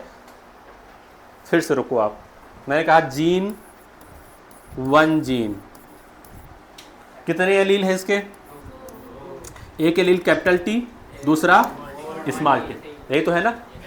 अब देखो यार, कोई भी प्लांट होगा तो वो कैसा डिप्लॉयड ना होगा, क्या नहीं होगा, बिल्कुल डिप्लॉयड होगा। तो किसी प्लांट के अंदर हो सकता है कि इस जीन के लिए जो एलील है उसका कॉम्बिनेशन क्या बन जाए, कैपिटल टी वाला बन जाए। ये एक कैपिटल टी कहाँ होगा, एक क्रोमोसोम पर, और उसी के होमोजाइगस पर ये दूसरा वाला टी होगा। अरे बोलो, आगे बढ़ते हैं। यहाँ पर कैपिटल टी स्मॉल टी भी हो सकता है, और यहाँ पर स्मॉल टी भी हो सकता है। एक क्रोमोसोम पर अगर ये होगा, दूसरे पर ये भी हो सकता है, मतलब एक ही होमोलॉगस क्रोमोसोम से मान लेते हैं ये वाला है। अच्छा, स्टेम हाइट वाला जीन कहाँ पे था, स्टेम हाइट का जो जीन था वो किस क्रोमोसोम पे था, आप क्लास में पहले 4th वाले पे था। स्टेम हाइट, तो मान लेते हैं ये कौन सा पेयर है, 4 पेयर है। कौन सा था ये, 4 पेयर है ना, यहाँ पे देखो भाई 4 पेयर है। मान लेते हैं हाइट में यहाँ पर जो जीन है, यहाँ पर ये हो सकता है यहाँ पर कैपिटल टी हो, और यहाँ पर जो इसका एलील है हो सकता है कैपिटल टी हो सकता है, हो ये भी सकता है ये कैपिटल टी हो और ये क्या हो, स्मॉल टी हो, ये भी हो सकता है, और हो ये भी सकता है कि ये स्मॉल टी हो और ये क्या हो, स्मॉल टी। अब देखो जैसा पेयर दिखेगा उस हिसाब से क्या दिखेगा आपको, फिनोटाइप दिखेगा। तो हाइट टाल भी हो सकती है और हाइट ड्वार्फ भी हो सकती है, डिपेंड करता है कौन सा जीनोटाइप उसके अंदर आ रहा है। तो यहां पर लिखा है हाइट के लिए जो जीन है उसके एलील पेयर क्या हो सकते हैं, capital T capital T capital T small T और स्मॉल टी हो सकते हैं। और इसी के अकॉर्डिंग क्या आएगा इसका, इसी के अकॉर्डिंग इसका क्या आएगा, फिनोटाइप आएगा जो आपको दिखेगा, या तो वो टाल होगा या तो क्या होगा, वो डार्क होगा। ठीक है, आगे next, Mendel also propose that in a true breeding टाल, ट्रू ब्रीडिंग वर्ड पहले हमने सुना था, ट्रू ब्रीडिंग टाल, या तो ट्रू ब्रीडिंग टाल और the true breeding dwarf pea variety the allelic pair of the gene for height are the identical. यहां से पूरा कॉन्सेप्ट है। मेंडल ने ये कहा कि जो मैंने ट्रू ब्रीडिंग प्लांट लिया था, मेंडल ने ट्रू ब्रीडिंग टाल भी बनाया था, ट्रू ब्रीडिंग ड्वार्फ भी बनाया था। मेंडल ने ये कहा जो ट्रू ब्रीडिंग वाला प्लांट होगा, अगर ट्रू टाल वाला होगा तो उसके अंदर जो एलील पेयर होंगे वो आइडेंटिकल होंगे। मेंडल ने कहा जो मेरे पास जो ड्वार्फ का ट्रू ब्रीडिंग वाला प्लांट है उसके अंदर जो एलीलिक पेयर होंगे हाइट के लिए आइडेंटिकल होंगे। क्या होंगे वो, आइडेंटिकल होंगे। क्लियर है ना, आइडेंटिकल आर इसी, जब आइडेंटिकल होगा दोनों एक जैसा दिखेगा, और जब एक जैसा दिखेगा उसे हम क्या कह सकते हैं, उसे हम होमोजाइगस। क्या कह सकते हैं उसे हम, होमोजाइगस। अब तुम बताओ क्या ये प्लांट जो है, क्या ये प्लांट हाइट को रिप्रेजेंट कर रहा है, अरे हाइट को रिप्रेजेंट करेगा, ये भी हाइट को रिप्रेजेंट करेगा। अब तुम बताओ यहां पर ये जो प्लांट लिखा है ये वाला आपका टाल हो सकता है, ये वाला आपका डॉफ हो सकता है नहीं हो। अब इसमें तुम बताओ ये क्या ये ट्रू ब्रीडिंग है, कैसे पहचाना आपका ट्रू ब्रीडिंग है, मैंने कहा होमोजाइगस नहीं। बताओ ट्रू ब्रीडिंग अगर होगा तो जो एलीलिक पेयर होंगे कैसे होंगे वो, और अगर एलीलिक पेयर आइडेंटिकल है तो उसे मैं क्या कहूंगा, होमोजाइगस। तो बताओ अगर ये कैपिटल टी है तो दोनों एक ही जैसे हैं, दोनों आइडेंटिकल हैं। अगर दोनों आइडेंटिकल है तो इसे मैं क्या नाम दूंगा, होमोजाइगस। और जो होमोजाइगस होता है वही क्या होता है, ट्रू ब्रीडिंग होता है। कभी मैंने कहा था आपसे, अरे बोलो ना भाई। अगला यहाँ पर स्मॉल टी दोनों एलील है ना, अरे ये भी एलील है, ये भी एलील है या नहीं है। कितने जीन है यहाँ पर, जीन एक है, जीन कितना है, एक जीन। अरे यहाँ पर कितने जीन, एक जीन। उस एक जीन के दो अलग अलग एलील दोनों एक जैसे दिख रहे हैं, दोनों स्मॉल टी हैं, अरे है या नहीं है। अगर आइडेंटिकल है तो क्या होंगे ये, होमोजाइगस। अगर ये होमोजाइगस तो क्या है, ट्रू ब्रीडिंग होगा। अगर मैं आपसे कह दूं कि ट्रू ब्रीडिंग मेरे पास प्लांट है, इसका मतलब उस प्लांट के अंदर जीन होगा ना, जो भी मैंने करेक्टर ले लिया उस करेक्टर का जीन होगा, और उस जीन के एलील भी होंगे नहीं होंगे, और जो एलील होंगे वो दोनों एक जैसे होंगे, बोले तो आइडेंटिकल होंगे। इतना क्लियर। अगर मैंने आपसे कह दिया कि यहाँ पे मेरे पास एक प्लांट है, इसका नाम क्या है, ये मेरे पास ट्रू ब्रीडिंग, कैसा है ये मेरे पास ट्रू ब्रीडिंग राउंड सीड का प्लांट है। कैसा है ये, राउंड सीड, तो ये तो करेक्टर हो गया ना, सेफ करेक्टर हो गया, राउंड क्या हो गया, उसका ट्रेड हो गया। अरे बोलो, अगर मैं रिपीटेड करूँ, मैं करने कहा कि इसे ट्रू ब्रीडिंग है तो क्या आप लिखोगे यहाँ पर, क्या आप यह लिखोगे कैपिटल आर लिखोगे ना। अरे भाई उस जीन का आप एलील लिखोगे, और एलील दोनों कैसे होंगे, आइडेंटिकल होंगे, यानी कि कैसा होगा, होमोजाइगस होगा। इतना क्लियर हो गया, किसी कोई दिक्कत नहीं हुआ। तो मैंने कहा कि अगर कहीं पर भी एलील, कहीं पर भी कुछ भी आप लिख दो, मैंने यहाँ पर एक आर्टिफिशियल ऐसे लिख दिया, कैपिटल डब्ल्यू लिख दिया, कुछ भी हो सकता है यहाँ पर। बताओ क्या दोनों एलील आइडेंटिकल हैं, अगर ये आइडेंटिकल है तो क्या मैं इसे होमोजाइगस बोल दूँ, अगर ये होमोजाइगस क्या है, ट्रू ब्रीडिंग है। अच्छा बताओ यहाँ पर आपने कैपिटल में लिखा है, स्मॉल में लिखा है, कैपिटल में लिखा है ना, और आपने एक रूल पढ़ा था, कैपिटल में आप उसी को लिखते हो जो F1 में अपीयर होता है। ये जो भी होगा अगर इसे आपने कैपिटल में लिखा है मतलब ये वाला ट्रेड्स आपका F1 में अपीयर होगा या नहीं होगा? बिल्कुल होगा। सारा क्या कॉन्सेप्ट आपके पास है। इतना क्लियर हो गया? चलो मैं कह रहा हूँ ये मेरे पास एक कैपिटल J है, कैपिटल J है। किसी जीन का एलील होगा, ये दोनों एलीलिक पेयर होंगे, दोनों कैपिटल में हैं, दोनों कैपिटल में आइडेंटिकल है। अगर आइडेंटिकल है तो होमोजाइगस होगा। इस कैरेक्टर के लिए ये प्लांट कैसा होगा? ट्रू ब्रीडिंग होगा। अरे बोलो, ये आपके पास है स्मॉल आई है, ये भी ट्रू ब्रीडिंग होगा।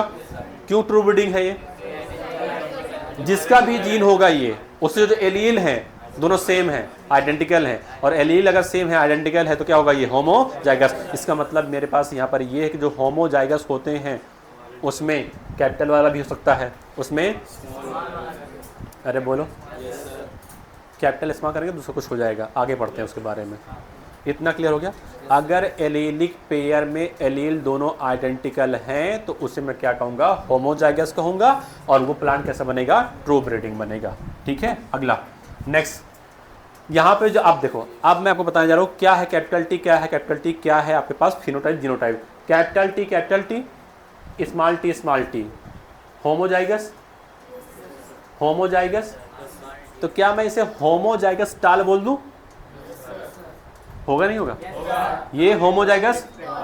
अगला, कार्ड द जीनोटाइप। जो आपने यहाँ पर एलील का पेयर लिखा है ना, इसे कहते क्या है हम? जीनोटाइप कहते हैं। क्या कहते हैं इसे हम? देखो धीरे धीरे आ रहे हैं ना हम। क्या मेंडल ने पहले जीनोटाइप की बात की? नहीं, अब आ रहे हैं हम, धीरे धीरे आगे बढ़ रहे हैं। ठीक है, यहाँ पे जो आपने लिखा है ये एलेलिक पेयर, इसे कहते हैं क्या है हम? जीनोटाइप कहते हैं। Of the plant while the descriptive terms. अच्छा बताओ, मैंने अभी कहा था ना अगर ये क्या होगा? कैपिटल टी होगा तो ये होमोजाइगस टाल। मैंने कहा ये टाल दिखेगा, दिखेगा। तो आपने जो टाल लिखा है या ये क्या दिखेगा? डॉर्फ। ये जो आपने डिस्क्रिप्टिव टर्म जो लिखा है, ये टाल और डॉर्फ लिखा है, ये एक्चुअल में टाल और डॉर्फ क्या होते हैं? इसके टाल और डॉर्फ क्या होते हैं? फिनोटाइप होते हैं। क्या होते हैं? फिनोटाइप। अब बताओ जीनोटाइप क्या है, फिनोटाइप क्या है? अच्छा मेरे सिंपल बताओ, आपको अगर मैं एक प्लांट दे दूं ना, तो आप प्लांट को देख करके क्या बताओगे? इसका फिनोटाइप जीनोटाइप क्या बताओगे आप? जो आपको दिखता है वो क्या होता है? जैसे मैं कहूँ प्लांट बहुत लंबा है, तो मैंने क्या कहा? प्लांट लंबा है। लंबा मतलब मैंने ट्रेड्स की बात की, टॉलनेस की बात की। टॉलनेस मैंने बात की है तो जो आपको दिखा हाइट दिखी ना, करेक्टर दिखा, तो करेक्टर है वो क्या है? फिनोटाइप। जो आपको दिखा वो क्या है? फिनोटाइप है। अब बताओ, क्या मैंने प्लांट को ये कहा ये प्लांट लंबा है तो क्या मैंने बताया कि ये कैपिटल टी है? नहीं कहना, बोलो। उसके अंदर क्या हो सकता है वो तो जब हम स्टडी करेंगे तब पता चलेगा कि ये कैपिटल टी या कैपिटल टी स्मॉल टी जो भी हो सकता है। तो जो आपको दिखता है वो क्या होता है? फिनोटाइप होता है। जो आप टर्म लिखते हो क्या होता है? वो फिनोटाइप होता है। जो उसके अंदर जीन होता है जिसकी वजह से वो टाल बना है, जिसकी वजह से वो डॉर्फ बना है, जिसकी वजह से बना है एलेलिक पेयर, वो क्या कहलाता है? क्या है? जीनोटाइप कहलाता है। इतना क्लियर हो गया? अरे बोलो, आगे बढ़ते हैं। नेक्स्ट तुम्हें बताना पड़ेगा, तुम्हें पता नहीं लेकिन बता रहे हैं तुम। What then would be the phenotype of the plant that has a genotype capital T small t? तुम्हें पता है पहले, इसलिए तुम बता पा रहे हो। आगे सारा एक्सपेरिमेंट में आएगा। बताओ, यहाँ सबसे पहले तुम ये बताओ, क्या यहाँ पर ये एलील का पेयर है ना? और इस एलील पेयर के अंदर दोनों आइडेंटिकल भी दिख रहे होंगे तुम्हें, डिफरेंट है। इसका मतलब जो पढ़ाया मैंने वो तो नहीं होगा ना। यहाँ पे दोनों क्या है? डिसिमिलर है। डिसिमिलर है तो मैं क्या इसे बोल दूं? आगे सब वर्ड आएगा। क्या इसे मैं बोल दूं ये क्या है? हेट्रोजाइगस है ना?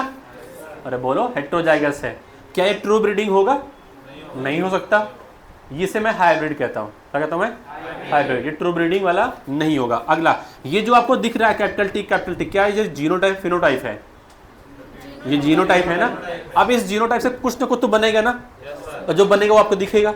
जो आपको दिखे वो क्या होता है? फिनोटाइप होता है। तुम्हें पहले से पता है ये क्या होगा? ये क्या होगा? ये टॉल होगा। क्या होगा? इसका मतलब टॉल ऐसे भी हो सकता है और टॉल, इसका मतलब अगर एक प्लांट टॉल दिख रहा है, अब उसका जीनोटाइप तुम बताओ क्या होगा? देख कर बता सकते हो? देख कर तुम बता नहीं सकते हो। वो कैपिटल टी भी हो सकता है और कैपिटल टी स्मॉल टी भी हो सकता है। इसके लिए एक स्टेप हमें आगे जाना पड़ेगा, टेस्ट क्रॉस कराना पड़ेगा, तब पता चलेगा कि किस अंदर क्या मौजूद है। इतना समझ में आ गया ना? ये सारा का सारा एक्सपेरिमेंट है, सब क्या है? एक्सपेरिमेंट है। अच्छा तुम बताओ, अगर ये डॉर्फ है, अगर ये डॉर्फ है, ये डॉर्फ प्लांट है, मैं कहा छोटा सा प्लांट है, डॉर्फ प्लांट है, अब तुम बताओ इसका जीनोटाइप क्या होगा? इसका जीनोटाइप फिक्स है, क्या होगा? ये हमेशा जब भी दिखेगा छोटा है, ये क्या होगा? Small T small. क्यों होता है ऐसा, वो आगे कल मैं पढ़ाऊंगा आपको। इतना क्लियर हो गया? तो टाल जब आप देखो तो देख कर आप नहीं बता सकते जो टाल है उसका जीनोटाइप क्या हो सकता है, लेकिन अगर डॉर्फ अपने को दिखाई दे दिया तो आप बांध दो, तुक्का तुरंत नहीं, आप बता दो इसमें क्या होगा? रिसेसिव वाला, यानी स्मॉल टी होने वाला है। ये प्लांट अब लिखना पड़ेगा, लिखो ना तुम। ये प्लांट कैसे दिखेगा? टॉल दिखेगा, ठीक है? भागने की कोशिश ना करो, कहाँ जाने देंगे हम? जाने देंगे, बंद करवा देंगे भी हम। चले जाओगे तो कुछ चला जाएगा ना, इसलिए मैं थोड़ा बस आगे चल रहा हूँ, ज़्यादा नहीं पढ़ना है, थोड़ा सा कहाँ से मेरा खत्म हो जाए बस। मैं समझ रहा हूँ, रुक जाओ भाई, मैं समझ रहा हूँ तुम्हें कहाँ से भागना है, मुझे कहाँ से रोकना है, बस रुक जाओ बस। मुझे सब रोकना पड़ जाएगा ना, बस ये लास्ट है।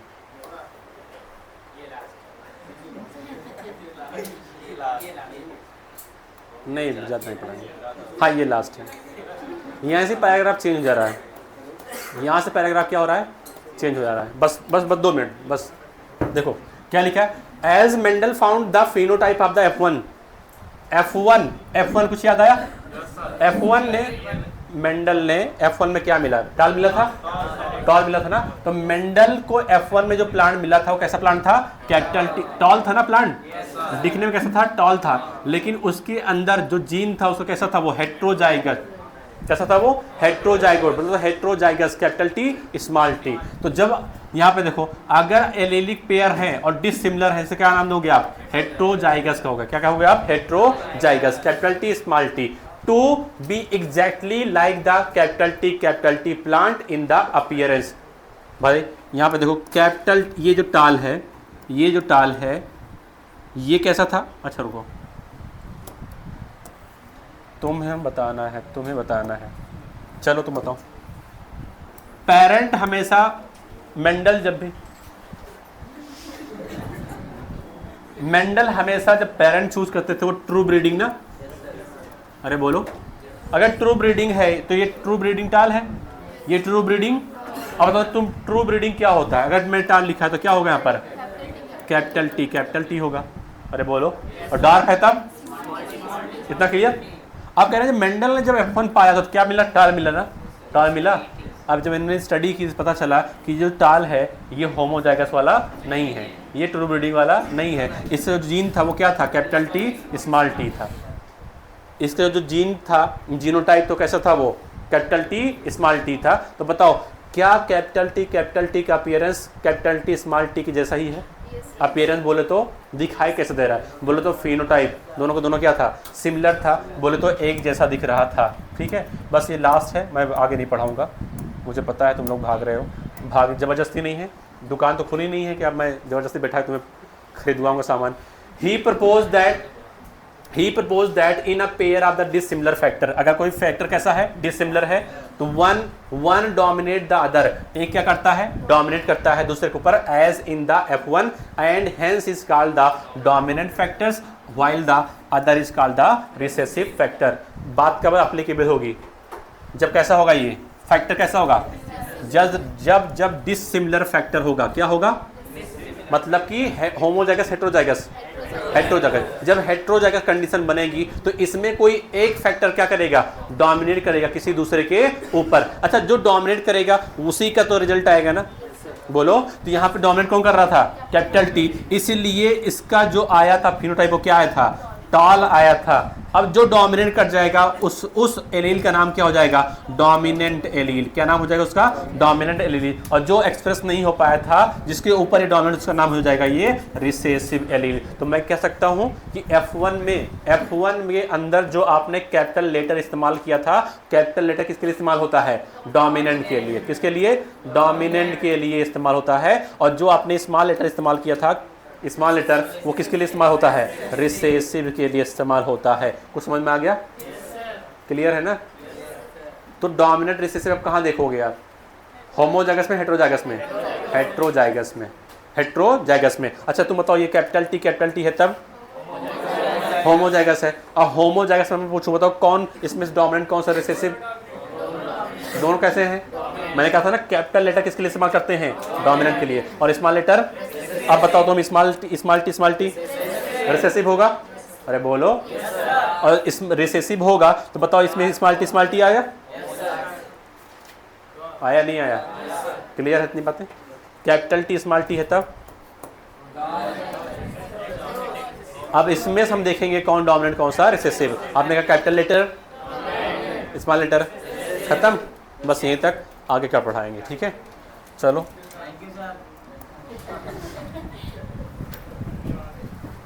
सही है।